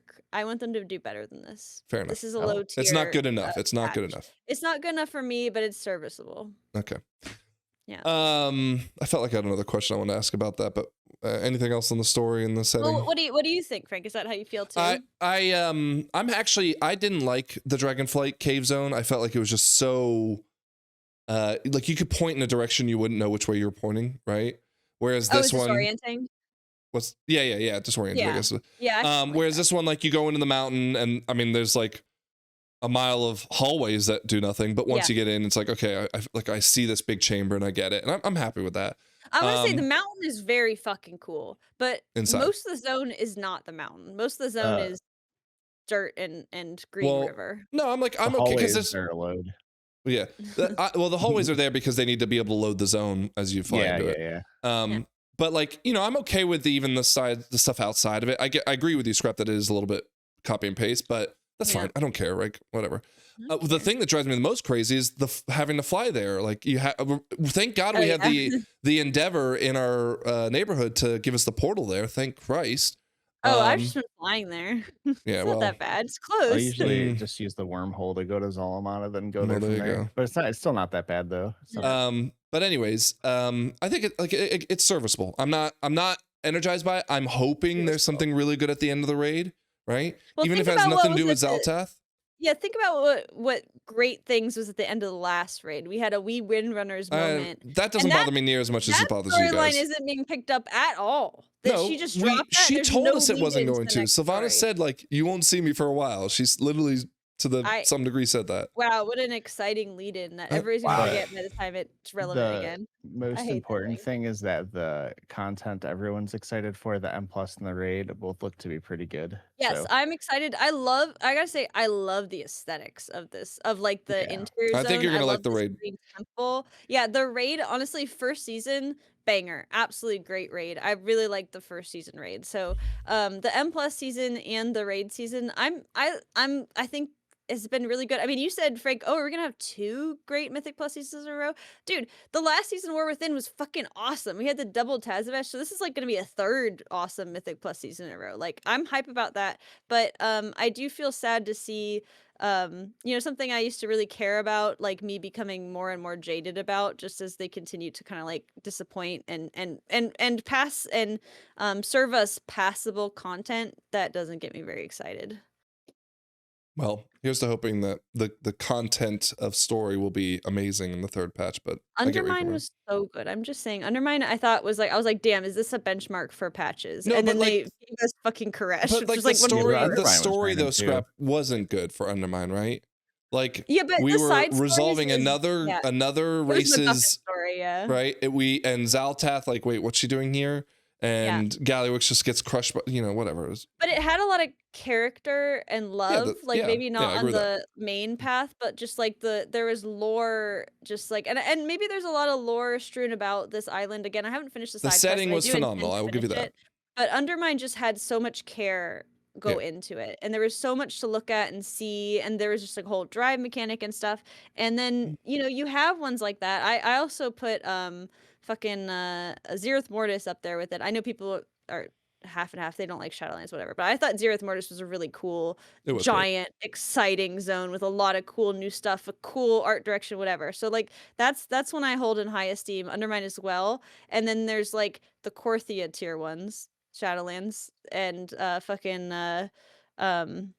Koresh, which I think is the worst one that's ever done. This one is probably the best of those 3. Like, if I'm putting those in a tier of like passable but bad zones, like I think this is the most passable of those 3, but it's still in that tier for me. All right. Anything else on setting? I love the vibes. I love snakes, so let's talk quickly. Let's talk about delves. So everyone has done a delve of at least something? I did a delve. I did 2 delves. I did one for the quest. I did 2 of them, and then I didn't realize there was another one that I didn't see yet, so I did 2 of them. Oh, but Frank, I did one of the new delves. Yeah. So how have you liked that new delve? I did the delve where they start throwing a bunch of monsters at you, like it's like an arena. Yeah. Oh, I want that to do one. that I like that one. It was fun. It was like you just stand in one place and monsters come at you. I was like, cool. So let's talk about that delve, because it's actually being used to power level Valeera right now. It is. So here's the thing. I have complained multiple times to you guys, mostly in like Discord and Guild. Like, I do not understand how you guys had Valeera leveled to 60, right? My Valeera is level 20 now. Jeez. Sorry. So the reason I say that's because last expansion I didn't delve practically at all. I just assumed that's why, right? But this season I did, like, all my characters have leveled through delves. Now granted they were like level 1, so that does nothing for my experience. But I did at least one I wouldn't say 11, like 1-8 every week, and usually an 11. And I was like level 43. I was like, how the hell are you guys level 60? Right. So this comes out, all right? The way this works is you would get this charm. It's called the Dun-Dun's Favor, right? So it's a utility curio. And what it allows you to do is, instead of having to stop and click the things that level Valeera up, the little bags on the ground. I can't remember what they're called. You can just or, walk over them and they'll pick them up for you, right? And this dungeon, or this delve, the one right here, is really good for it because you do not have to engage any mobs to pick up all 10 of them, right? So I did that this week, all right? They said you could be leveled from 60 to 80 in about 3 hours. Well, I'm first going to call bullshit, right? Because I got from... You not optimized it. No, I did. Well, I tried to at least. I went from 47 to 60 in about 3 hours, right? Now, granted, maybe for some reason it moves faster, 60 to 80. I don't think so, right? And I moved really pretty damn quickly. Now, granted, that's not the point. The point is, why are you leveling your Valeera? Because I was wondering, do I need it for the question mark next week? We'll get to that in a second. I was just like, there's no reason not to do this if this is as easy as they say it is. And in fairness, it was very easy. It just was more time consuming than they claimed. But like I did at least, I probably did one quote unquote delve every 5 minutes at most, right? And so that means I was doing what, 12 an hour for 3 to 4 hours, let's call it, right? So I did like 50 delves at level 11, and I only got from 47 to 60 with that. I'm wondering what the fuck y'all were doing last season that you were able to get, because Lythian, you were at 60 pretty quickly, weren't you? Yeah. Right? Don't you Did you do like get 150 delves last season? No, I mean, I just played the game. Well, I did nothing special. I swear, I did nothing special. I did 11s, and that's it. Every once in a while. if you're just running in and picking up the bags and then resetting it, like you still don't get experience for like finishing the delve or killing the boss. Like there's like a weekly that gives her more experience. There's the weekly quests give a lot of experience. The weekly quest I don't believe gives you experience. It gives you I thought it did. Progress on your Again, delve journey. I don't know because my Valeera is level 20. Probably some like you do get experience at the end when you finish it. Yes, quicker. Absolutely. Right. However, and what about the bountiful ones? They give you more experience? Maybe. Yeah, I would say they probably do. So that's probably no, but what I'm saying though is that like, yeah, sure. Like all that I know is true, right? What I'm saying though is that that's still, because again, I was doing delves all last season. I did way more, like 1,000,000% more than I did in the War Within. I only got to level 47. And yet, 60 and 80 Lithian and Haywire were like level 60 by like week 8. Like, what the fuck? I think they're big nerds. Maybe. Thanks. So anyways, this is just like a shout out to that. You need to pick up the Dun Dun Curio to do it. I will probably... How do you get it? It's random? You just have to do delves. But in fairness, as I was progressing my delves from 4 to 11, I got it. So it was fine. That's what I want to finish my week with, doing that. Do you think by the time the podcast is released, they're going to nerf this? Are they going to? No, because they've made tweaks on everything else that's been a problem so far, or at least addressed it. That I feel like they're okay with this. What's the harm in people their Valeera leveled all the way up? There's a cap for. Well, this is the harm. The question mark, right? Well, if they do it, I feel like they can't do it. They can't nerf it until at least Tuesday because they need to let everyone, at least since people have already done it, get the opportunity to get themselves ready for this. This guy's so cute. No, I feel like if anything, they would nerf. They would like revert everyone back if they did that. Yeah, they could just take it away. Take it away. They can give it. They can take it. They just take Valeera away for the encounter. Take it away. So did you guys do the question mark? No, I was going to actually ask y'all. I hit 11 so that I could practice it Monday. Yeah, but none of y'all tried it. Much. Well, I haven't been online. No, I haven't. I'm up to like 7, delve 7. No, unless I find out that they fixed the crests, or unless they didn't intend people to get crests from it this week, I haven't done it. Normally the first one's like easy though. You do it in a couple tries. Yeah, but you also don't have like the gear to help out with it. I'm looking forward to doing this one. I am gonna try to go for the week 1 achievement. Scrap, you said if I remember correctly. Yeah, I want to do it too. I want to do the week 1 achievement also. You said you were going to get it done, didn't you? Yeah, I'm gonna get it done. I just need the add-on. Oh, nobody believes in me. What the hell? Leo believes in you. 1. Oh, he bet 1 she. Shout out Leo. Although that means Leo's gonna get all of it if he wins. Yes. He will get what is the total pot? 2,100. Leo's a smart man. That honestly is a strat, right? It's like, well, look, if everyone's betting no, I'll put one in and take all their money. And you know, what do I lose? I'm gonna enter and bet one. This is the first thing I'm gonna enter. Just to steal half of Leo's loot. Yeah. Oh my goodness. You always talk about how you're gonna do something that you're never. I'm gonna do. This is the. Lythian, you guys are gonna be like, hey, do you want to do Lythian, mythic 10s plus 10s? problem. I'm gonna say, no, I'm doing this. I'm putting 500 attempts into this stupid fucking thing by level 20. In the week one.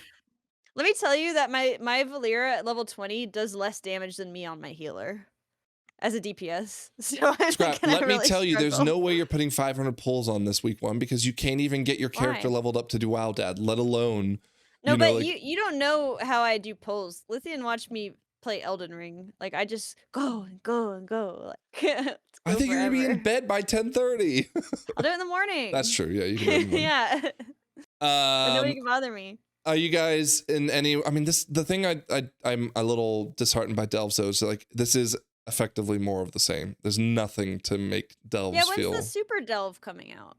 So we'll jump into that real quick. 12.1.5 is live on the launcher. The servers have not been updated yet, but so you never have to play live. You just go from PTR to PTR. Well, they are purposely, it looks like, holding off the PTR for, I guess, several reasons. I think they'll wait until after Race to World First to do anything. One, because they have like all the attention on Race to World First. That's kind of free ads for them. But it is surprising they already put it up. I mean, I guess it is cooked. I mean, they're busy doing. They got 2 tuning passes to do before. Yeah, we'll talk about that in a second. At least. But yeah, we'll have the new labyrinth, which I'm really interested in how this is going to pan out. I hope you know we talked Tazavesh and all that stuff. I'm hoping there's something to it. And this new raid is supposed to be lore heavy as well. Like if it's like just Tazavesh but like different skin, I'm gonna be so annoyed if everybody loves it. Yeah, okay, fair enough. Piss me off so again, much. I'll love it if it's Torghast done again, just if it has because of the setting. Sorry, I hate it. Torghast. We keep saying Tazavesh. Torghast. Yeah, Torghast. Yeah. Torghast. I just hated the zone of Torghast. But be more misinformation. Any predictions on what you think the raid? Because again, it's supposed to be lore focused. You think the raid will be about? What if this raid is us killing Xal'tath? And then the next raid is actually. You remember when we killed like at the end of BFA? There was just like a little thing. It's like you guys hate Nathanos Blightcaller. Just like go kill him out in the wilderness. That was so awesome. Sylvanas is like, guys, what the hell? I made my amends. Yeah. She's like, I'm chilling. It's like we're still gonna fucking kill that guy because he sucks. Like that was awesome. I would love to do that with Xal'tath, but I think they want her as the poster child for too long. Maybe what about something old gaudy? I think that's what it's going to be, Scrap. I think you know what Ulatek was used to kill. They keep talking about how it's not really dead. It's just been like dormant. Now granted, I don't think there's enough evidence to certainly like claim that, but I definitely think that would make sense that once Ulatek has been dispatched or dealt with, maybe this old god thing will rise up. Yeah, that little slice where we were fighting old gods for like 1 second in the memory, I was like, ooh, that's the thing. It would make sense because Xal'tath comes back up from the world soul and is like, oh shit, you guys are getting close here and deal with this and use it to slow us down or whatever. It makes sense. That's my prediction. Yeah. Okay. We've talked about M+ or M0. We've talked about the story. We've talked about delves. We're not really going to talk about raid, but have you guys tried the layers yet? The new raid system for world bosses? Oh yeah, I did that. I didn't know what was happening. I just like went to go where the world boss was, and it like put me in an instance. I was like, okay, whatever. So it's really nice because if you do it at the world level, the world tier, it will just immediately put you in LFG and immediately queue you, right? Yeah, that's what happened. I don't know if you had the same problem I did. In our queue of what is it, 40 people that joined the raid? Yeah. In that we had 12 tanks, and my UI was fucking bugging out. No, because it listed every single one of them as a main tank. So like I had main tanks wrapping around my fucking screen. That's so funny. Which would never happen in a real LFG, even by the most degenerate LFGers. Like they would not take 12 tanks. And if that happened, I didn't notice because I wasn't really paying that much attention. I was just kind of like, whatever, put some heals on people, I guess. I mean, it's a world boss, so it's not supposed to be hard. All right, let's talk about the classes then. So you guys have been enjoying your classes so far? Yeah, go ahead, start. I gotta change my headphone battery. Okay. Start with somebody else's Lythian, class. how's survival treating you? It's terrible, but that's okay. I just noticed that this dark mode of Chrome is making everything uber dark. Yeah. Did you say it I was terrible? Yeah, I think the hunters are not doing so hot this season.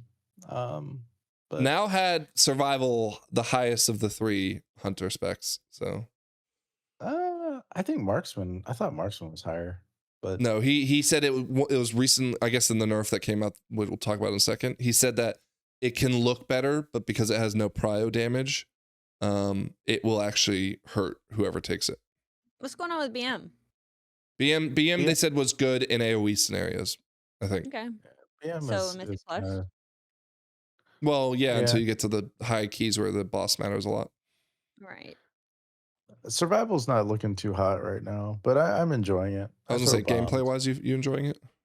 Yeah. I think I need the mobs to live longer so I can consume my marks and all that. But otherwise, I think it's good. I'm just learning the rotation and trying to figure out how to play it so that I don't end up being the third DPS.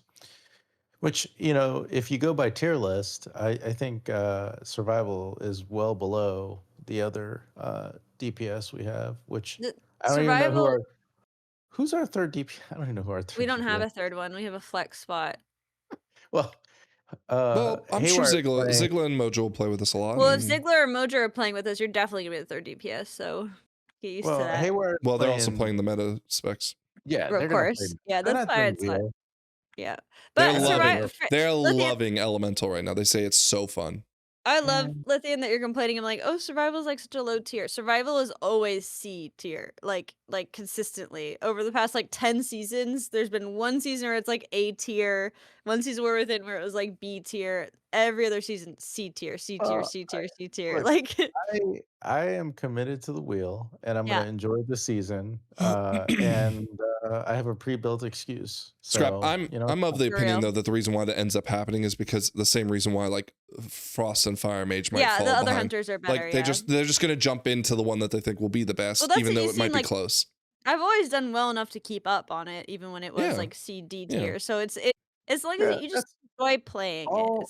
All I want to do is be able to keep up and make sure that we can push keys when it's time to push keys. Yeah. So that's all. Io, how's Holy been treating you? Mr. Meta feels pretty good with what I've been playing in, but obviously it's still tough to tell because we haven't had anything super difficult. But also the playstyle changes when you get the new 4 set, so I really can't say for sure until I get a chance to try it with that. This is the build where you hunt down holy lights as much as possible so you can get a ton of infusions, is that right? Yeah, if you use Holy Light, it'll give you an infusion of light 100% of the time, so then you just you basically you just do that, and then this you Holy Light flash lights. Or I don't know in Mythic Plus if obviously that'll be what you probably want to do in raid. At Mythic Plus, I don't know if you'll want to just kind of use Holy Shock and Judgments until you would need to use a Holy Light, but I still have to kind of, like I said, that's get a feel for it when I get the 4 set and figure that out. After 4 tuning passes where they buffed all your spells by 15%, you would think it's impossible not to be meta this season. Yeah, no, that's I still felt like if something else was close, if it was something with more utility, they would probably have gotten picked. But I think a big reason is obviously, like we just said, I think we had this might be an exaggeration, but I'm pretty sure we just got 10 straight buffs throughout season 1, and then everything else got nerfed. We didn't really get nerfed, and not only that, there's a ton of poisons and freedoms this season. It's going to be a pretty good season to be a Holy Paladin for sure, as long as they don't do any kind of huge nerfs or anything. Well, so I was thinking about this though, because they did. Okay, so let's take a look. So real quick, I'm sorry, Scrap, I didn't come to you on Miss. We'll come in a second. They did put their blue post out with a timetable of tuning. We'll have one this Tuesday. We'll have one the first week, second week, and then there's one on the 5th week. So they're going to have a 3-week gap there. And an additional tuning is needed. And they say here that they expect to have 4 additional tunings from September 22nd to the end of the season, which is nice, right? I feel like they did a really good job last season of continuing tuning. That's great to hear. And it sounds like they plan to continue that. Thumbs up. But we did get a glance at the first one, and of course the headline is Blood DK nerfed, which is going back to our MDL she. By week will blood fall out of the meta. It looks like I'm gonna go in and pause this before anyone comes in. Week 1 is going to be the winner, and so both of us have lost Sing. It's still meta. What are you talking about? So I don't believe that. We'll see.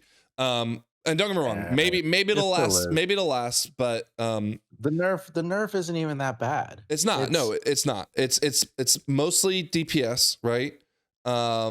And it's affecting Sand Lane, which is the higher DPS of the two, right? Yeah. So I looked at it and I was like, what a slap on the wrist. It's not.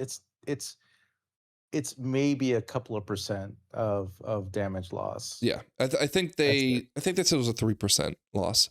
But here's the thing, Lythian. The reason why I say it's going to fall out, right, is because it was already being questioned as we got close to the patch launch.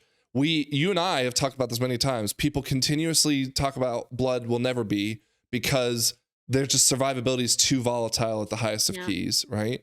So yeah, like maybe it'll be fine for a week or two, right? But as people are now progressing or soon to be progressing into 16s, 17s, 18s with not enough gear, they're going to get slapped around. And therefore, the backup meta right now is Prop Pally, which will affect Holy Pally being in the meta. Right. Because it's a butterfly effect. Resto Druid got some serious healing and damage increases, right? And you need to have a Druid in the group because of Mark of the Wild, right? And so, I'm wondering if there's just gonna be domino effect of meta being affected. Arcane Pharaoh Mage. Druids. I thought it was supposed to be your season, Pharaoh. But yeah. Arcane Mages. Actually, I was thinking is Boomkin, and it still might be Boomkin. Whatever. Of course, it's gonna be Boomkin over Feral. You crazy? I hate that, by the way. But anyway, Arcane. Yeah. So Arcane got a nerf. They have taken power out of the tier set and gave a blanket 3%. I was listening to Preheat talk about this. He said overall it seems to be at worst a 7% nerf for certain criteria, but on average seems to be about a 3% nerf overall. So I don't think it's necessarily a huge deal. But everyone else, so he said he doesn't think it'll affect at least with the mages, it won't affect the meta slots. But everyone else is saying Arcane's dead in the water now. Mistweavers, all healing increased by 8% scrap. Misty, so there you nice. go. That's good. And also, it seems like your 4 set is going to be up buffed as well. So good for you. I even have last season's 4 set, so I'm playing hard mode. Disc. So again, they were doing too much damage. They got nerfed there. They did account for Entropic Rift getting more damage, so because of that, and then also Atonement and transfers more. From what I could tell, this was a net wash or maybe a little bit of a net nerf. But people are again saying like, well, Disc is dead because the damage is not going to be amazing as they want out of a meta group. The damage is what discipline does, man. I don't know. No, weren't we talking about this last night? That like, or maybe this was like something I was watching. Maybe it was something I was watching on YouTube where like the argument is Disc needs to be the constantly decent DPS spec for healers, where what might pull a meta over them though is Mistweaver, if they're doing a ton of damage and they can heal, right? That's where the meta will slide in. But the problem is if you double dip with discipline, having really good damage, and then of course like having the toolkits to make that damage into really good healing, they're just meta. Like a sure meta, like assuring, right? And so I guess I wanted to fix that. They sure did. Rogues, after you guys shit all over them last week, got some buffs, although Outlaw did not. That's why they got buffed. That's why they got buffed. Yeah, that's exactly what they say. Okay, on average we have 2,000 viewers a week. Do you think there's any of them that are a Blizzard employee? There's one. It's the rogue class guy. You know how? Remember when everybody was joking about a CIA agent watching their, what they're doing on the computer? I think that they assigned a Blizzard CIA agent. They're like, just watch these guys and put stuff that they want in the game. That's my hope. If you're a Blizzard employee, but we didn't want it. We were down. Yeah, let us know in the comments if you're a Blizzard employee, bro. I love Assassination Rogue, and I would be excited to see them do well, but we'll see. Yeah. Enhancement got a nice little 5% all damage buff. That's good. Aura buffs are always awesome. Demonology looks like it does have a main target. Yeah. buff Is to this a them. nerf? No, buff to No, them. I need them. No, I need them to be nerfed. Why? So I need Haywire them to doesn't be take off? Please, Haywire Haywire to be the be third less- DPS. Just make sure he doesn't get his 2-set. Just always roll against him and take his 2-set from him. For how long? For a Fury week? got a buff scrap, so your 2-hour tune will have a little bit above. It'll buff be there. nerfed again by the time I play it. It does look like Holy Priest, I think, got a little bit of a buff. And Beast Mastery, some what buff? Yep, buffs there. Devourers, I don't even know. Is anyone playing Devour anymore? I feel like this spec is No, dead it's in the supposed to be water. meta. I thought it was supposed to be meta. Nah. I was, And then- I feel like I see people with like the caster meta predictions sometimes have it in there, but Maybe. Yeah, instead of Arcane. I saw that in a couple of them too. Maybe. I'm only being Yeah. facetious. Frost DKs, dude. I had a Frost DK in one of my 2-hour dungeons, and he was like eye level 290 or something ridiculous. nice. Mhm. And he did like 40k DPS. Dude, that's how much I'm doing on my That's pretty healer. Dude, like if that is someone who is geared to the teeth, and I genuinely was asking, They're like, learning. maybe, but how do you get so Fuck it. geared and learn a spec that isn't even expected to be meta? You know, like, Fucking what are those ritual sites? Don't those give you good gear? You don't Not have to that be good of a to gear, say no. that. I don't know. Okay, so taking a look at all that, any shakeups on the meta do you predict, or you don't think that It's still there's so enough hard to? for me to get a grasp on it, like without seeing pugs and without seeing how the dungeons are shaking out. No, I think the meta stays. Okay. It stays. Yeah, I don't know, but I do think that at some point there will be an incentive to switch over to prop pally, and then you'll see either shaman or druid be the healer probably then. But Yeah, I kind of suspected that was going to happen anyways. I kind of felt like people were high on blood, but then just would have picked off it because, like, aside from damage and the grips, like, it doesn't bring a whole lot. But it seems like people are still we're pretty high on it still, at least until this. So I don't know what this does to it, but I don't know enough to know. But I don't think this is a huge nerf. Again, it was a slap on the wrist. I think, but Lythian, you were the one that said that. But it again, I feel like blood is so fragile in that spot that any reason people will find to throw it away, they'll throw it away. Okay, I think taking pally. I like Resto Druid. That's fun. Devourer. Og is back, baby. You played Resto Druid? I'm playing Resto Druid with Mark. Because no one's have a feral. No, I'm predicting the meta. Oh, you're predicting the Predicting meta. meta, and then Unholy DK. I think Just to mix it up. if Prop Paladin comes in, I think Resto Shaman will be Shaman instead of above. Druid. Yeah. Then you got to get Mark from. But a feral elementals or is something. going to be so well. I mean, like unless Oh they yeah, nerf it. elemental. Wait, you have two cats. So no Og up there. No, I'm Og is dead. Og is dead. got pretty Okay, nerfed. so- Oh, but you know, what's the healing? Prez Evoker is doing. Like, I heard they were doing a lot of No. damage. Chinese Dude, Chinese Christ. realms rank them really high. Yeah, I was gonna say Yeah. the Chinese tier lists have them really high. We're gonna do Ellie, Devourer, and some kind of DK. I don't think Devour makes it too. I think it is. I patches in think a row. it's. I think it is. I think it's gonna Oh be good. gosh. DK's the only one that gets away with that scrap. Yeah, DK gets away with it every time. But yeah, But Resto otherwise- Druid. I'm feeling Resto Druid. But otherwise, you guys are feeling good on your classes. Everyone's happy. Yeah, I'm happy. I actually really enjoy my class. I want to like get into it because I can't. I feel But- like I can't really get into it because I'm not being pressured enough. I'm happy because I get to play with my friends. Yeah, you're Aw, already Lythian. sweating that you're gonna lose to Haywire in the DPS. But that's a good problem to have. That's a good problem to have, right? But you know what? The I- second he does Lythian, he's gonna switch back to his hunter and then crush you. That's what happened last season. Yeah. Well, I don't think he ever uh, was beating anyone on that. No, he wasn't. He certainly wasn't crushing me, but we went toe for toe, and he was on his hunter at least. Yeah. We'll see. We'll see what happens. I'm sticking it out with the survival hunter though. Cool. Survival's fun. I think you're gonna really like it. Once you accept It's- mediocrity, just enjoy the flow. Like, Yeah. yeah, just accept you're not gonna do as much as whatever fucking Zigla's playing. You're gonna have a good time. Dude, I can't do if I'm playing the meta, I can't do as much as Well, that's he's true. doing, And then he's so- also playing the meta, so we just don't have a Yeah, chance. he's just double dipping. He's so. double dipping. He's good and he plays the meta. That fucker. Yeah. And he's chill. So. And he's chill. He's the full Monty. I tell you. All right. Anyway, So let's talk quickly about some of the drama that happened both this week and the previous week that we didn't necessarily get some insight into. There's drama, and we're Well, just talking people about are it now? complaining about the bugs because, for example, like people were hunting down sparks in ways that we're not supposed to be able to get. So, for Guys, example, stop doing that. you could have gotten a third spark if you didn't do the Midnight World Tour. Whatever meta quest that was. Oh, I haven't done that. Is that still available? So it is available, and you can do it, and it'll give you a third spark apparently. However, Blizzard is saying, look, instead of worrying about fighting everyone on this, we're just gonna make the maximum 4 sparks next week, and everyone will be happy and whatever. So nothing to stress about there. It seems like they just took the fine, everyone can have it approach instead of hunting people down. I love that. Like they did with right? the Mewtwo's in Pokemon Go. well, hey, where I said he's not playing anymore because some reason I don't know. He sent me a gift yesterday. So tell me in the comments if you guys are mad about the Mewtwo's in Pokemon Go.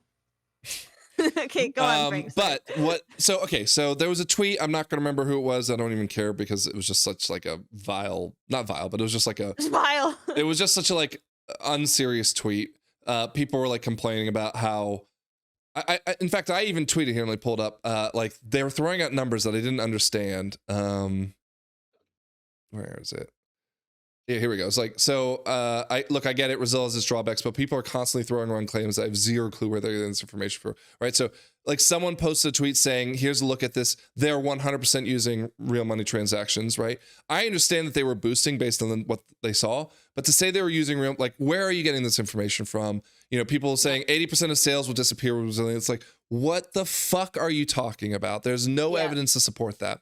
Well, someone named Boggs, right? Boggs, yeah. Boggs Adventure did a little sleuthing, and I'm sorry you can't really see it that well on the screen for the thing, but I highly recommend this video. I will put a link to it in our please. description. He is an Australian streamer, right? And he went through and used part AI, but also part hand comb through the 0.1% and the 1% cutoffs to find out, on average, what amount of points were adjusted based on people who may have been boosting. Okay.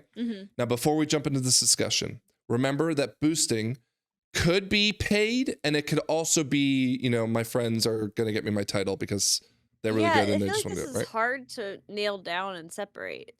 So we'll talk about Blizzard has something on that. We'll talk about that in a second. But let's just really quickly talk about that idea of boosting outside of real money transactions or gold, right?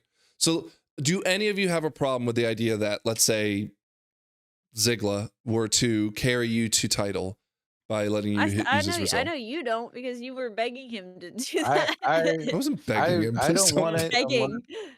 I don't want it unless I earn it. Yeah.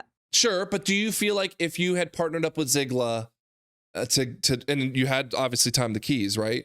Like in the example tweets, people were posting pictures of the Warcraft logs where it was like DPS 1 and 2 parse 99 and DPS number 3 parse 0, right? Like that wouldn't be a scenario for you to get the 1% title. You'd be fine. You wouldn't be great, but you would be fine, right? So do you feel like that would be you not earning it? If I parse 0? No. If you parse like 40. Oh, I parse 0 all the time. I know you do. I don't earn anything. I'm saying if you were to do your share in that 20 or 21, whatever, is that boosting to you? I think if you're doing your share, right, like it's fine. If my share is way below everybody else, then I got carried, and I don't like that. I know that Lythian and me for sure, we don't like to feel like we're being carried. Obviously, he's belly aching over being the third DPS. It doesn't matter how close it is. If he's third, he's belly aching over it. So yeah. Like I want to feel like I really earned it. So I'm not seeking boosting. Like I was happy to do Zigla's Resilient and blast it to the ground as many times, but I wanted to earn a 20 before we used a 20. You know what I mean? So like that's where I stand on it. I don't care what other people do. Like I think it's fine to have your friend boost you. Like whatever. The real money transactions. I mean, I don't know why you would pay money for a title. Like you can't show it off. You can't be like, look, I got the title. Like if you paid for it, it's kind of cringy. And a title, so you can't show it off. Well, no, but I mean, you can't, but then it's like, oh, cool mount. It's like, yeah, I bought it. No one would know that though, Scrap. I don't think. And by the way, your friends carrying you is not buying it.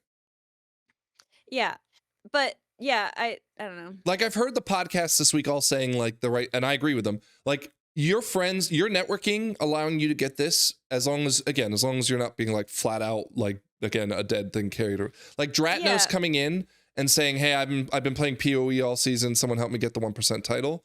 Like, that's completely fair. That's the point of a social game. Yeah. Right? I think boosting, like, especially with that, it's a soft sort of thing. Like, I really feel like boosting is like, you sit at the front of the dungeon and don't do anything, and they get you the thing, right? Like, or like, you're barely doing anything. You're getting full stop fucking carried. Like how we've gotten some people Keystone Master before, like to get the mounts. Like we have gotten people those mounts full stop, like 100%. Like they've not done anything, right? Like that I would see as boosting. I would never see myself in that situation of getting boosted, because I don't care about the accolades aren't worth anything to me without the experience that I had to back it up. Like I can say, look at this mount I got 3 seasons ago. Isn't that cool? I worked really fucking hard for it, you know? Some people will like be good enough to get it and just be having bad luck and just go, I'm just going to pay these people to use their result 24. We'll get to that. Hold on. We'll get to that part of it. Cause there's another layer to the paid part. So I also think if you like can't get the result 24 and you hook something up and you pay for it, I don't know, or have a friend who has it and you are good enough to complete it, you just didn't put in the work to like get it. Like, I think that's fine.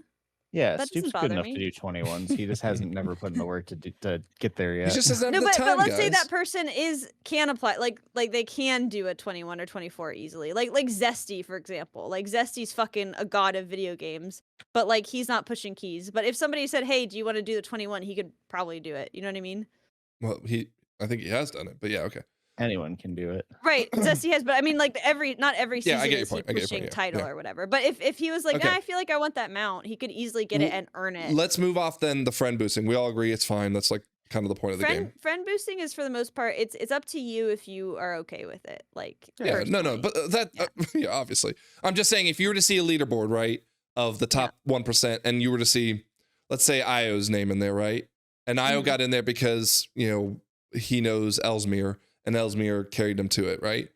I'm not going to say, Io, you didn't earn it. Because one, I know Io would be doing he'd be trying to do his part in it. Yeah, he's working hard. And two, like if I was friends with these guys who are gamers, like good for him. He got his fucking foot in the door and made them, they enjoyed his vibe, right? Yeah. So, yeah. Fine. Okay. So now the real money transactions and the gold. Okay. So Io, you brought up a good point. Like if you are just having, I wouldn't even say unlucky, because the truth is maybe it's not even luck. Like you might be a part of the problem, but you're close to it, right? Yeah. You have 3 out of the 5 21s necessary to get this 1% comfortably. And you decide, I'm going to pay 500,000 gold. I don't know if that's the right price, but let's say 500,000 gold to just buy resilient runs from the last 2 keys I need. Do you see a problem with that scenario? I personally don't. In fact, I think that using gold to buy stuff like that should be part of the MMO kind of landscape, because I feel like what's the point? It's like a service, right? Like someone's good enough to get you what you want and they're willing to pay in-game currency for it, and you're getting it in-game. It's kind of like, I'll pay. It's very similar to paying someone like to make like a gear or potion or something. I feel like. I feel like it's a little hairier, because every person who pays to get in knocks one person out who might be trying, knocks one person out of the 1%. You know what I mean? That person should have paid. I don't know. Right. Well, I don't want it to become a meritocracy of wealth, right? Like that you have to pay to have a chance at it. Already not ethical. You don't have to, though. You can't have a ranked ladder in a game like this and have it work the way it would in like a League of Legends or something. Right. I can understand the criticism of Resilient for messing up this specific race, because I think it does, because it makes it easy for makes keys available to be exploited, because you can use this key over and over and over again and farm it for cash, right? Or whatever. And then there's people who are trying to do it, like I'll say like Natty, who are struggling really hard and have to be better than others, right? So I can see the criticism of that. I think it could get out of control. I don't I want to see the data to see how out of control it is. Like, how prevalent is this of an issue? Okay, we'll talk about that in a second. Yeah. All right. And then otherwise, the idea of someone. Okay, so in this video, he combs through and he makes sure that he tries to figure out which keys were timed by someone who did. I think it was under 15 total keys for the whole season. Right. Yeah, that's questionable as fuck. Right, because that is the thing where it's like, wait, what's going on here? Now that's boosted. The truth is though, we don't know though if those people either paid for it, whether it be gold or money, or they're friends, like friends of, and then again, Ioski comes in out of the end of the season, or Tekniq comes in and says, guys, come on, help me get this real quick, right? Yeah. So there's no evidence to support that, right? But let's just assume everyone, because I think he does this purposely. He's like, I'm going to assume everyone is, just because I want to see what the numbers look like in the worst case scenario. Yeah. Let's see the big. So my question to you is, Scrap. Let's just for the sake of argument say that 4,000 IO would have been the 1% range.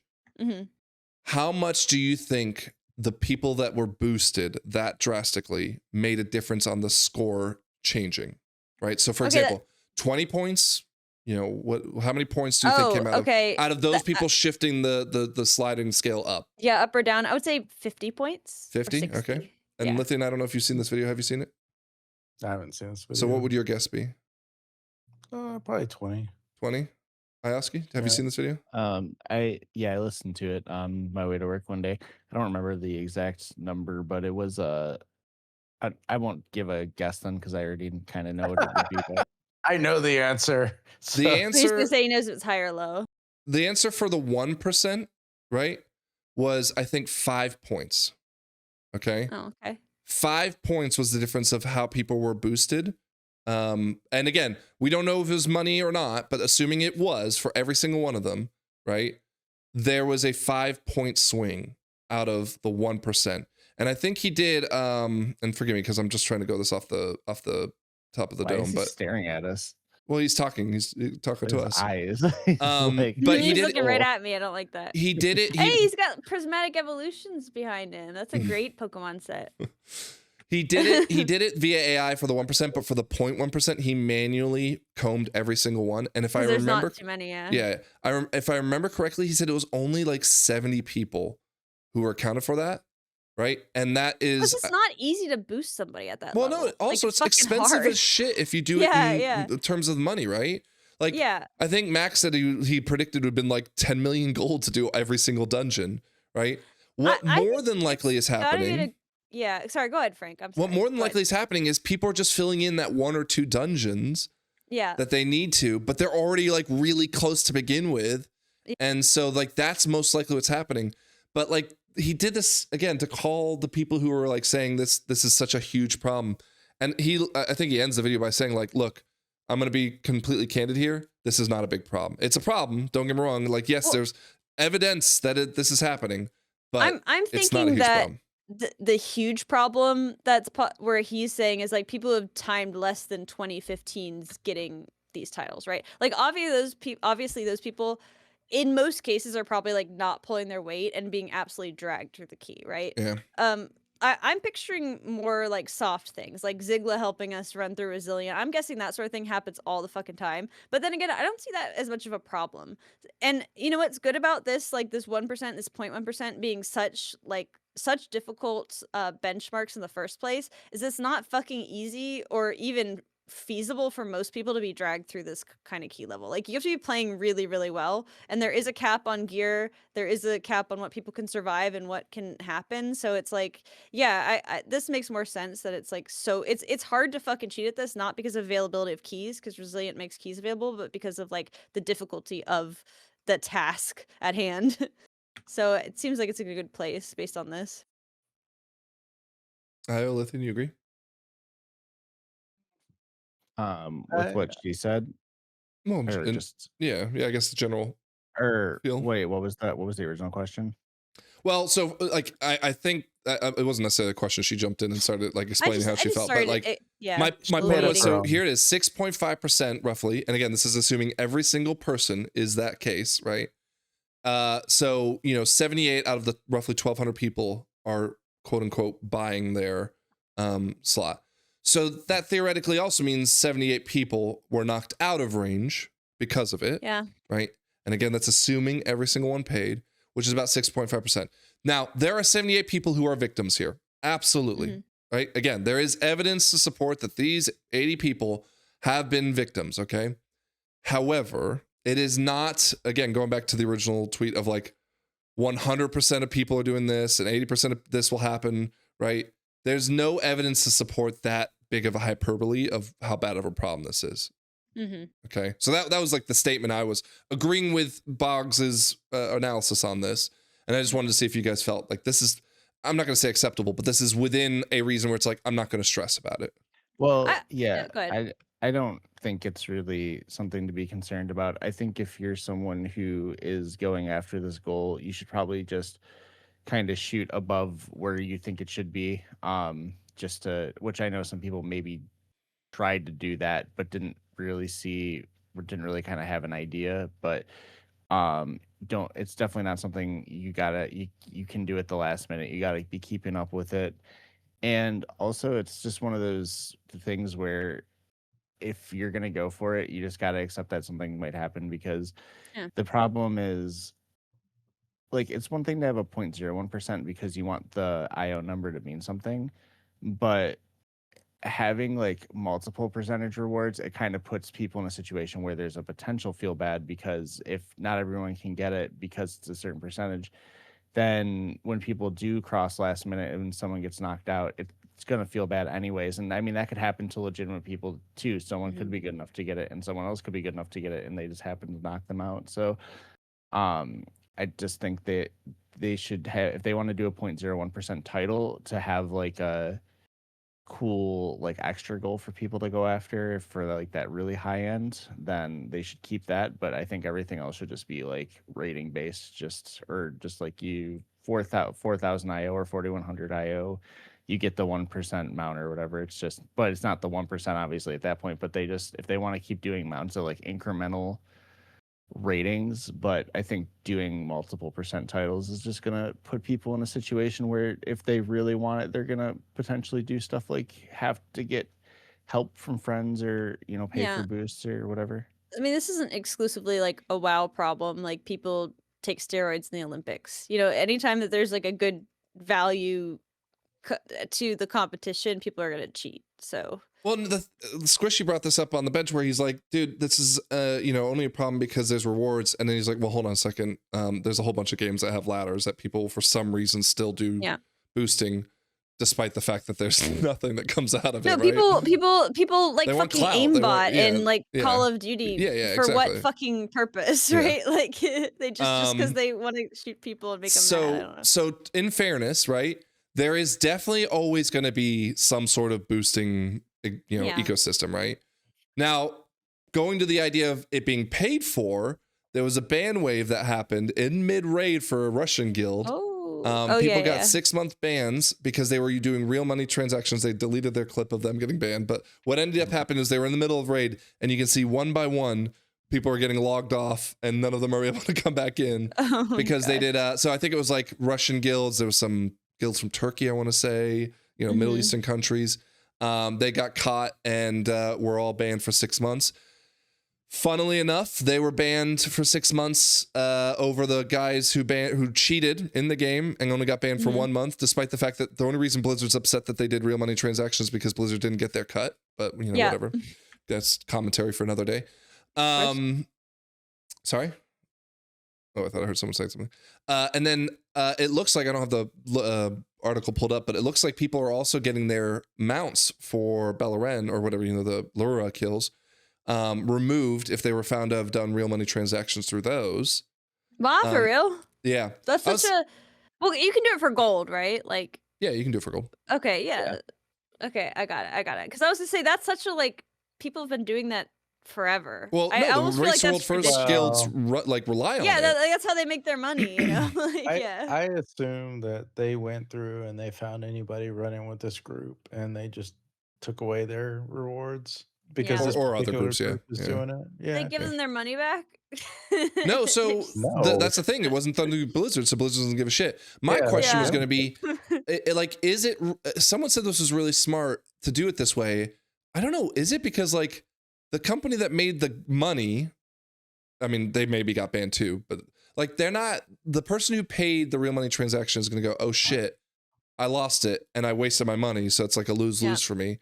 But does it really send the message to other people who will do this in the future to not do it? You know what it tells me is that they're gonna try to go for like the reputable drug dealers, right? You know what Blizzard. I mean? Like, they're gonna go through Blizzard. Yeah, they're gonna go through Blizzard or like through, you know, like these like liquids and whatever's like. But it is kind of a bit weird that it's like these are like Russian and Iranian like ones that all got banned. Is this politically motivated? Did Donald Trump tell them to do this? No, like no. No, he only cares about soccer matches. Let's keep the money in the American guild's pockets. Like, No, I think there's folks that do real money transactions, and there's folks who boost with gold, right? And I think gold is I don't like boosting at all because I really don't I wouldn't want to spend money to do any of this. on like amount, yeah. Yeah, but if they're using gold, at least Blizzard's getting their cut through tokens or whatever you'd like to think. But if they're doing real money, that's different. Like Blizzard's gonna treat that differently, and I think that's the challenge. Yeah. So I think the thing is that it's just the whales that are going to, because like, okay, I will admit that in season 2 of War Within, I was like, man, that Gallywix mount is so unique and so cool. I will wait till the end of the season and see how much it costs to get, the whatever. And if I remember correctly, someone had like put on Twitter that they were doing a sale, like a 50% off at the very last week. And I want to say it was like roughly $40 worth of gold, right? That's what I remember, right? Cheap. And I thought, okay, $40, that's not like, the fucking auction house mountain was 80 or whatever it was. But then I also thought like, do I really give a shit enough? Like, $40? No. And I said no, and I didn't do it. But like, well, we worked so hard for that Mimiron set, and I've never seen you ride it ever. Yes, yeah, because it isn't thematically. I like mounts that match the theme of my who's character. gonna ride the Gallywix? Your famous goblin that's not the point. That's not the point. Just being able to, I would have bought it because I wanted to be able to pull it out every once in a while and go, look at this, right? That's anyways. Look at this, and then we all say, "You spent $40 on that, you dork!" Yeah, we like we make fun of you for it. Like we did Lythian's airplane, and he sold it. Oh. Anyways, but like that was at its cheapest point, and even I was like, no. And so I'm wondering, like, the reason, like, this is just for the people who are whales that will like, yeah, I'll pay liquid 10 million gold, which is, I don't know, the equivalent of like thousands of dollars. We did the math back then, and it's just like. People spend money on all kinds of 80% of stuff. people are not doing that though, right? Like people are not spending that kind of money to boost themselves to the 1% or 0.1%. They might be, I shouldn't say no one is. 80 people in the case of this study did it, but like theoretically even.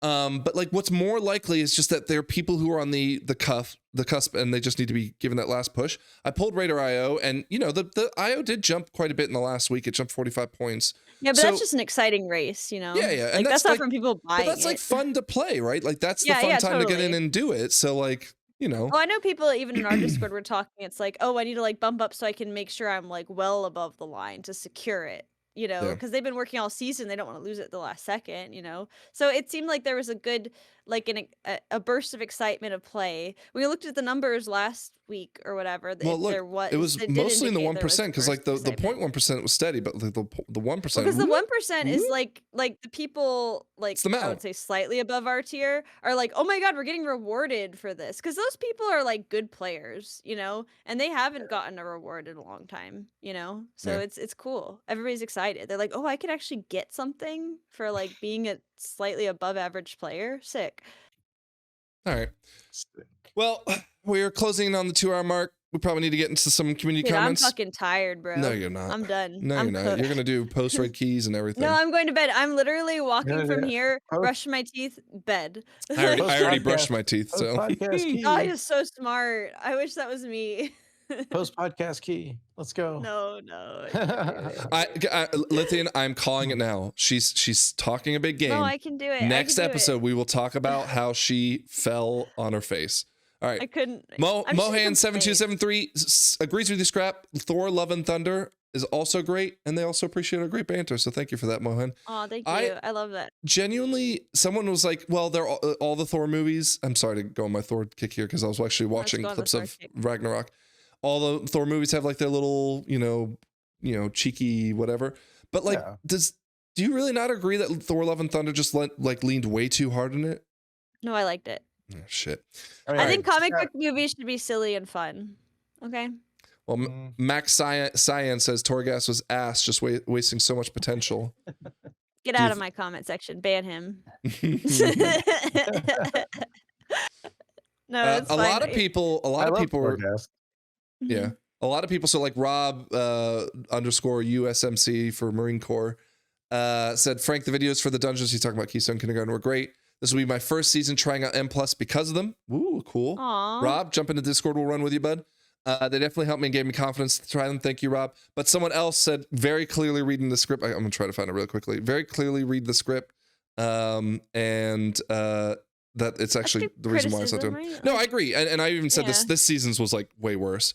But I want to say thank you for everyone. I'm actually trying something because, look, I'm going to admit to this just because it is very clearly working.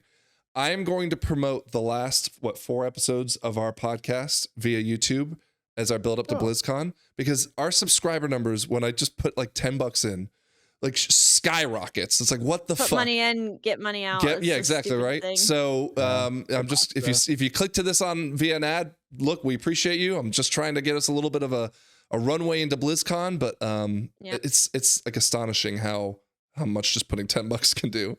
You got to play the game. But I did that for one of the Keystone Kindergarten videos, and again, like I think it was like engagement of like 11,000 people. I'm like, holy shit. Anyways. Yeah, wow. Just a side there. All right, Spirit Walk. Wow, if you guys hang out the Hilton, you'll run into a lot of people. Do we have any plans to one night to do that, guys? I know I'm going where the wind takes me. Well, I gotta book our. Lythian, you didn't answer me where you want to eat dinner when we're at BlizzCon. I didn't. The Toxie Jar.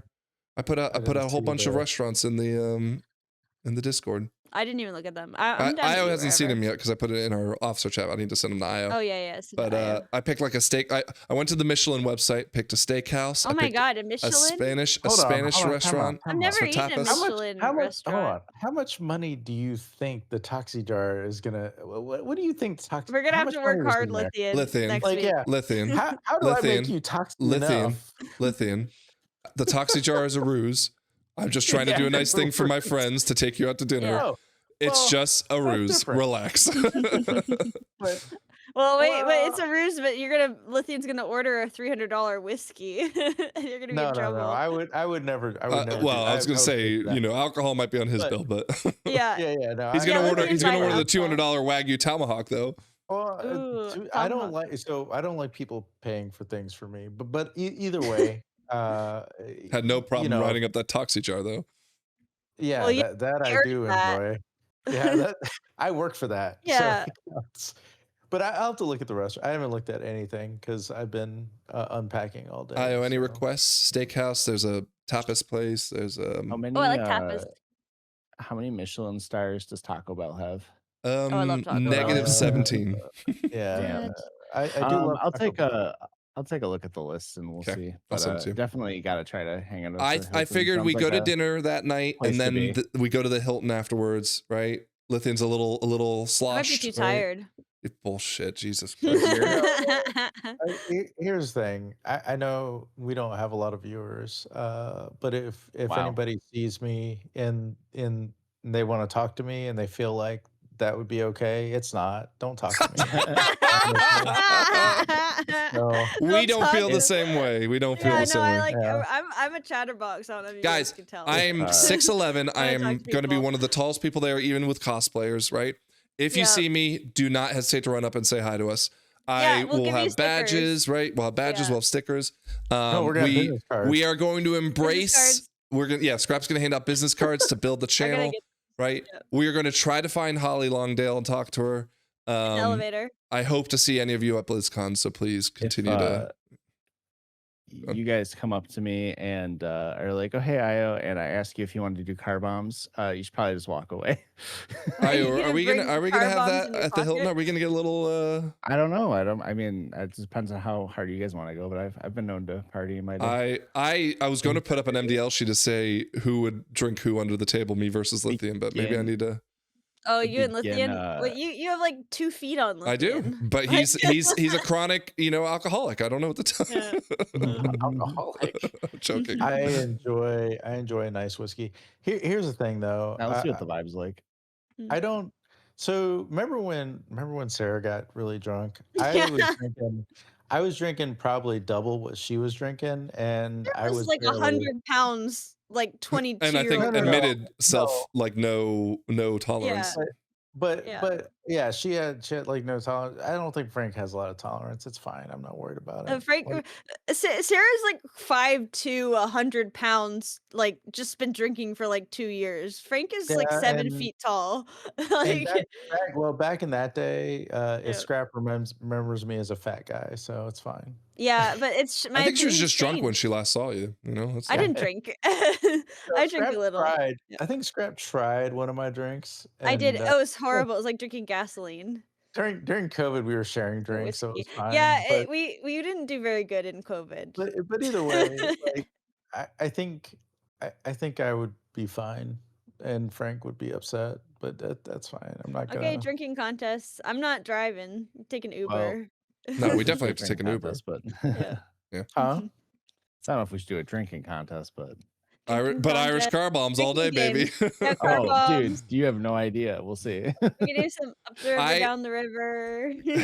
God, that ever game? since having kids, right? Because I used to like go mental and not having kids for 6 years now. I'm just Yeah. worried that you're going to awaken a beast with those car bombs. Dude, if anyone Tekniq shows up. Oh God, knows where no. we can get, if anyone knows where we can get blow in the BlizzCon area, No. No. As Scrap Don't said, I think offer it was me last week. drugs. She's like, Yeah. absent her whole life. Yeah, don't offer me drugs. I'll have a panic attack. I don't Alright, want it. I was kidding. Okay. Yeah. Maybe. Sorry, FBI. All right. Nat Miguel 47 says, I approve of liberal Frank. We need more of this in life, right? And also, actually, Mojo. Where's Mojo? I had another one from Mojo. Mojo says, Mojo. to set the record straight, I enjoy playing with these guys on a regular basis, and I heavily lean conservative. I didn't actually know that about him. I mean, You didn't know that. heavily. I don't know. Yeah, he lives in Ohio. It's tough to tell. Oh, is it? Ohio, yeah. Yeah. I knew that easily. The Discord and the 4 people on this podcast do not push a political agenda at all. We're chill with everybody. Other than the We're harmless cool. banter and Lythian being an ass occasionally. Yeah. If you can, as long as you're like a good sport. Mojo, Yeah, we're chill. We love Mojo. Mojo's one of my favorite people. Yeah. Of all. Mojo's He's- awesome. He's such a Are great. you are Yeah. so rude to him, I swear. I love Mojo because I am because not. Mojo will chill with whatever. Like he gets like into the dungeons. Like I get into the dungeons too. Like you stub your toe and you're like, fuck, god damn it, that's Mojo too. And I love that. We need to have a We're- Patreon. yeah. I know we don't have a Patreon, but we need to have a Patreon of a question and a video associated with the conversation we had with Mojo and others last night or whatever night it was About what? about how you go to the bathroom at the urinal. Oh, the pissing thing? Yeah, we'll ask it at BlizzCon. It'll be a huge question. But I just want to say, people, we're here to play World of Warcraft. We're here to escape the No, hold on, political Scrap. landscape. So we're chill We with usually everybody. are. We usually are. The reason I brought this up was because I will Yeah. say there will be once in a while that someone comes in. Frank will just like ban Yeah. somebody. No, like, no, for- I banned one person once because they kept telling us like More than about once. how Fauci with this and masks that, and I just said, dude, I'm not. But it putting was up with funny this. because I invited the conversation, Yes, and you at one did. point and I was being good faith and whatever, and Frank just comes in and just bans him. I did not. No, I asked him some questions that he just had Yeah. really stupid ass, But I and I said no. And then he just Yeah. kept pushing, and I said I'm not. No. But I think that he And you was got mad coming at me under for the banning him. pretense of like a good faith discussion, and then he was kind of just suddenly banned. Look, don't push it. We're not here to talk politics. We're here No, to play WoW. no, but that's the thing, So, Scrap. You do this, right? And there's the push reason I bring this up because there'll be once in a while someone comes in I'm a who is devil's not so much, advocate. not so much political, but more of like the manosphere space, right? Yeah, I love Manosphere. And you will just deconstruct them bit by bit to the point where we don't ban them, but they will just like never come back. they just quietly leave. Yeah. And honestly, I hope they take that into the world and become better men for it. Like And actually, someone here. Let's go and jump to that. Last week, Curly Bro Fitness, right? 1, 2, 3. Oh, we talked about him. yeah! He came back. He said, "Well, shoot, I didn't think you guys even read my comment. I'm honored. I apologize for getting you all riled up and upset. I just heard the context and the comments of the conversation and then responded with what I felt in the moment. In this highly polarized world we lived in, I didn't like the assumptions and insinuations surrounding the specific conversation. I apologize for responding to it from an emotional position. If you'd like, I'd be more than willing to hash things out with you in a key on Discord. I'd be more than happy to explain my thoughts and perspectives and listen to yours. Overall, I'm still rooting for this WoW podcast in the context of my WoW. guy. Dude, this is Curly Bro. You're bro. Curly Bro, we don't like hate people of different opinions of us. We just hate Asmongold. Like, I think that's normal. I'll say that I think he's gross. But like, dude, like, come chill to a key. You want to talk about stuff? Like, we'll talk about stuff. I'm Speaking cool. of which, we haven't done this in a while. Remember, everyone, you can join our Discord at mythicdungeonleague.com. There's a link there. There's a link to a whole bunch of stuff, including the MDL sheet if you want to get on.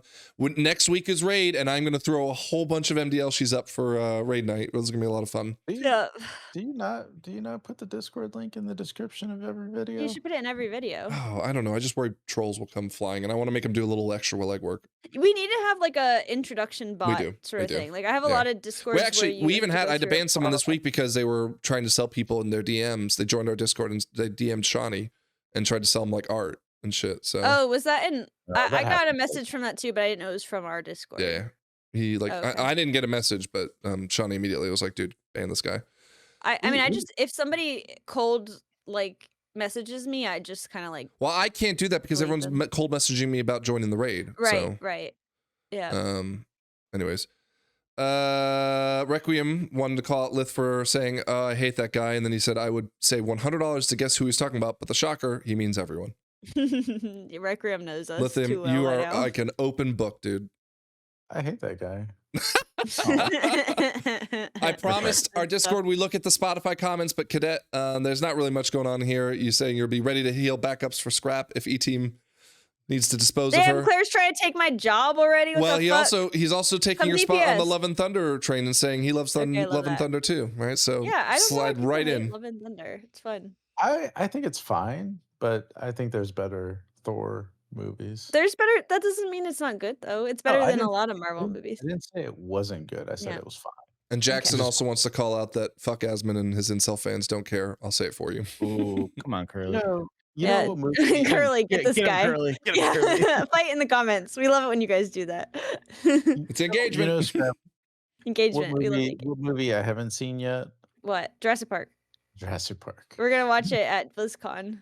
We're not. I wish you were coming on the plane. We could watch it on the plane. That'd be so fun. I'm not. Be careful. Maybe Tekniq will be on our plane. All right. Lithian, put him next to me. What do you do or do not care about this week? If Tekniq comes, you won't see me at BlizzCon at all. You've already been threatening not coming to BlizzCon.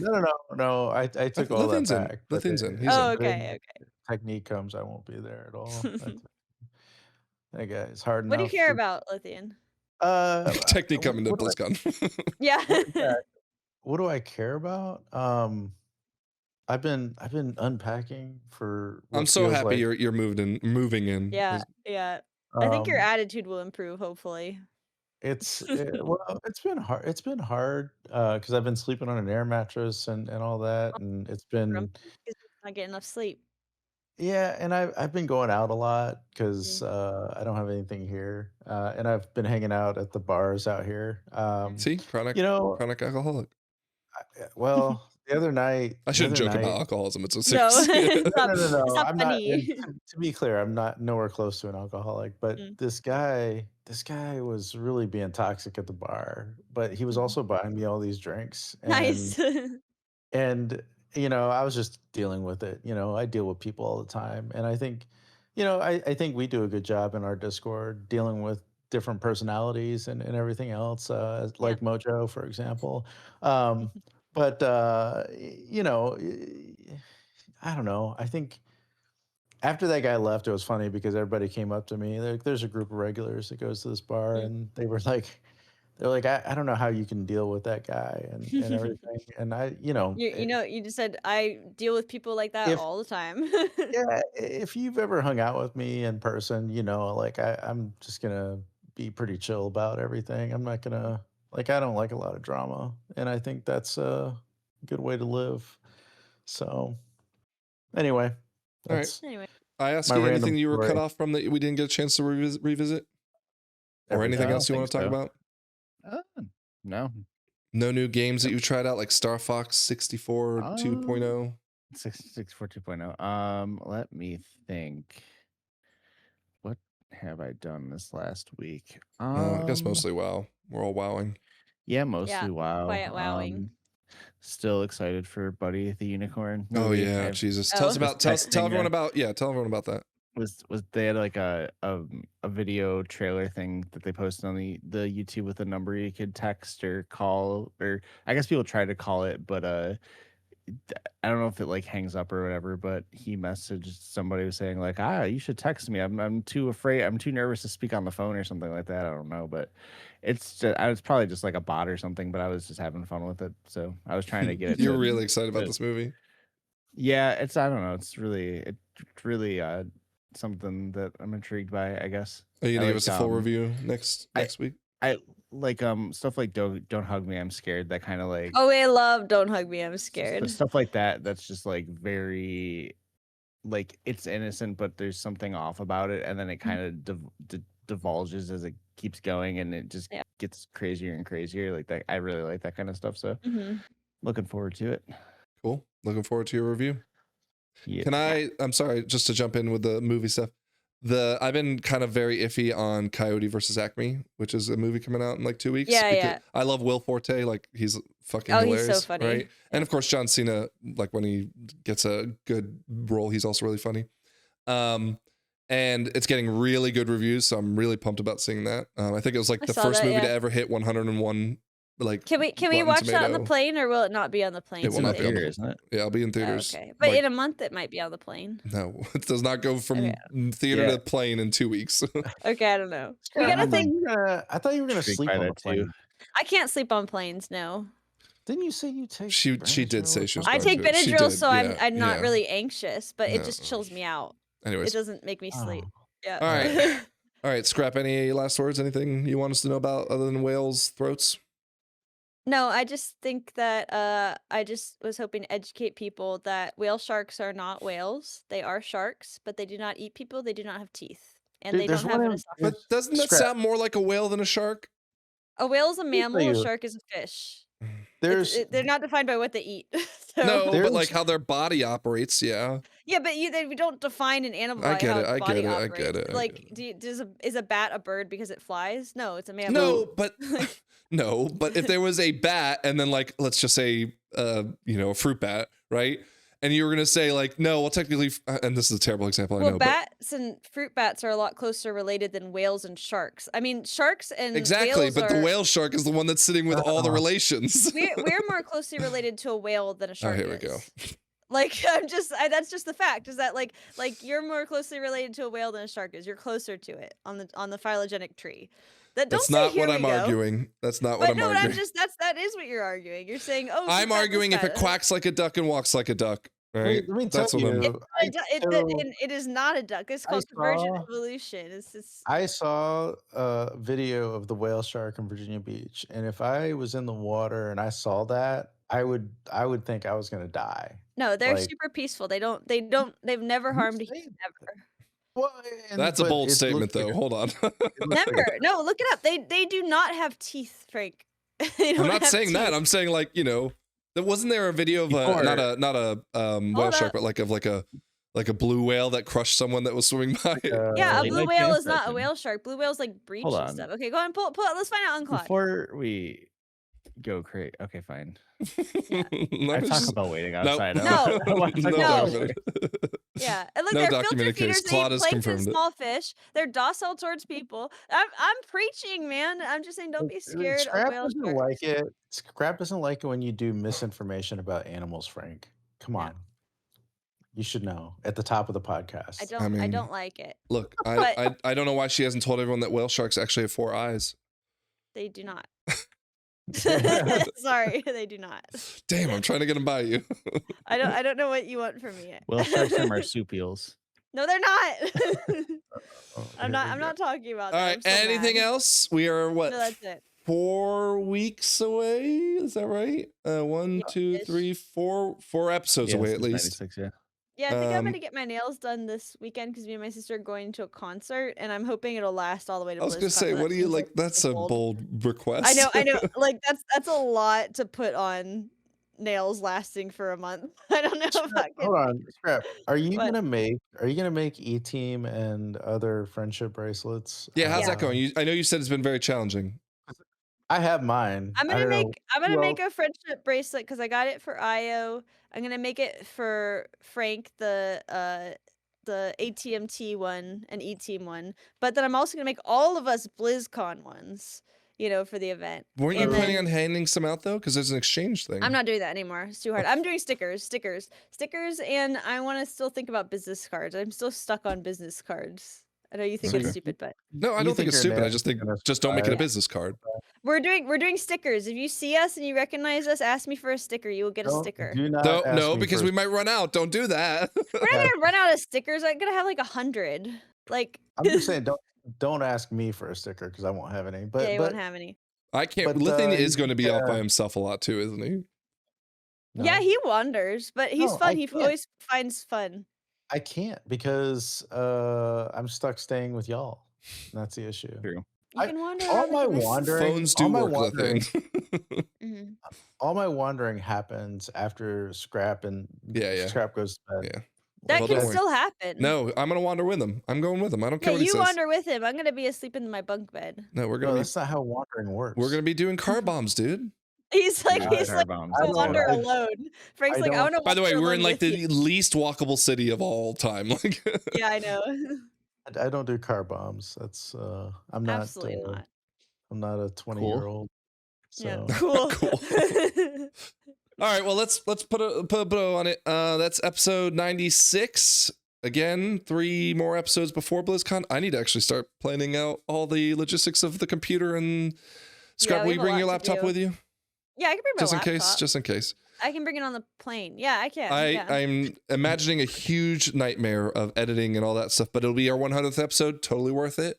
All right. Yep. I'll pay $10 for YouTube to promote it. Wait, are you bringing your laptop? Yeah. I need. I can do the thumbnail on yours, can't I? You have Photoshop? No. I need you to bring your laptop for other reasons. Oh, okay. Oh, mostly audio reasons. It's a Mac, so yeah, that's fine. Don't worry. Mine's a Mac too. Okay. Don't worry. Well, we'll talk logistics. Okay. All right, but that's episode 96. Everyone, enjoy the first week of M0s and Raid. We will have a lot to talk about that next week. But until then, have fun. See you later. Yep. Bye. Bye.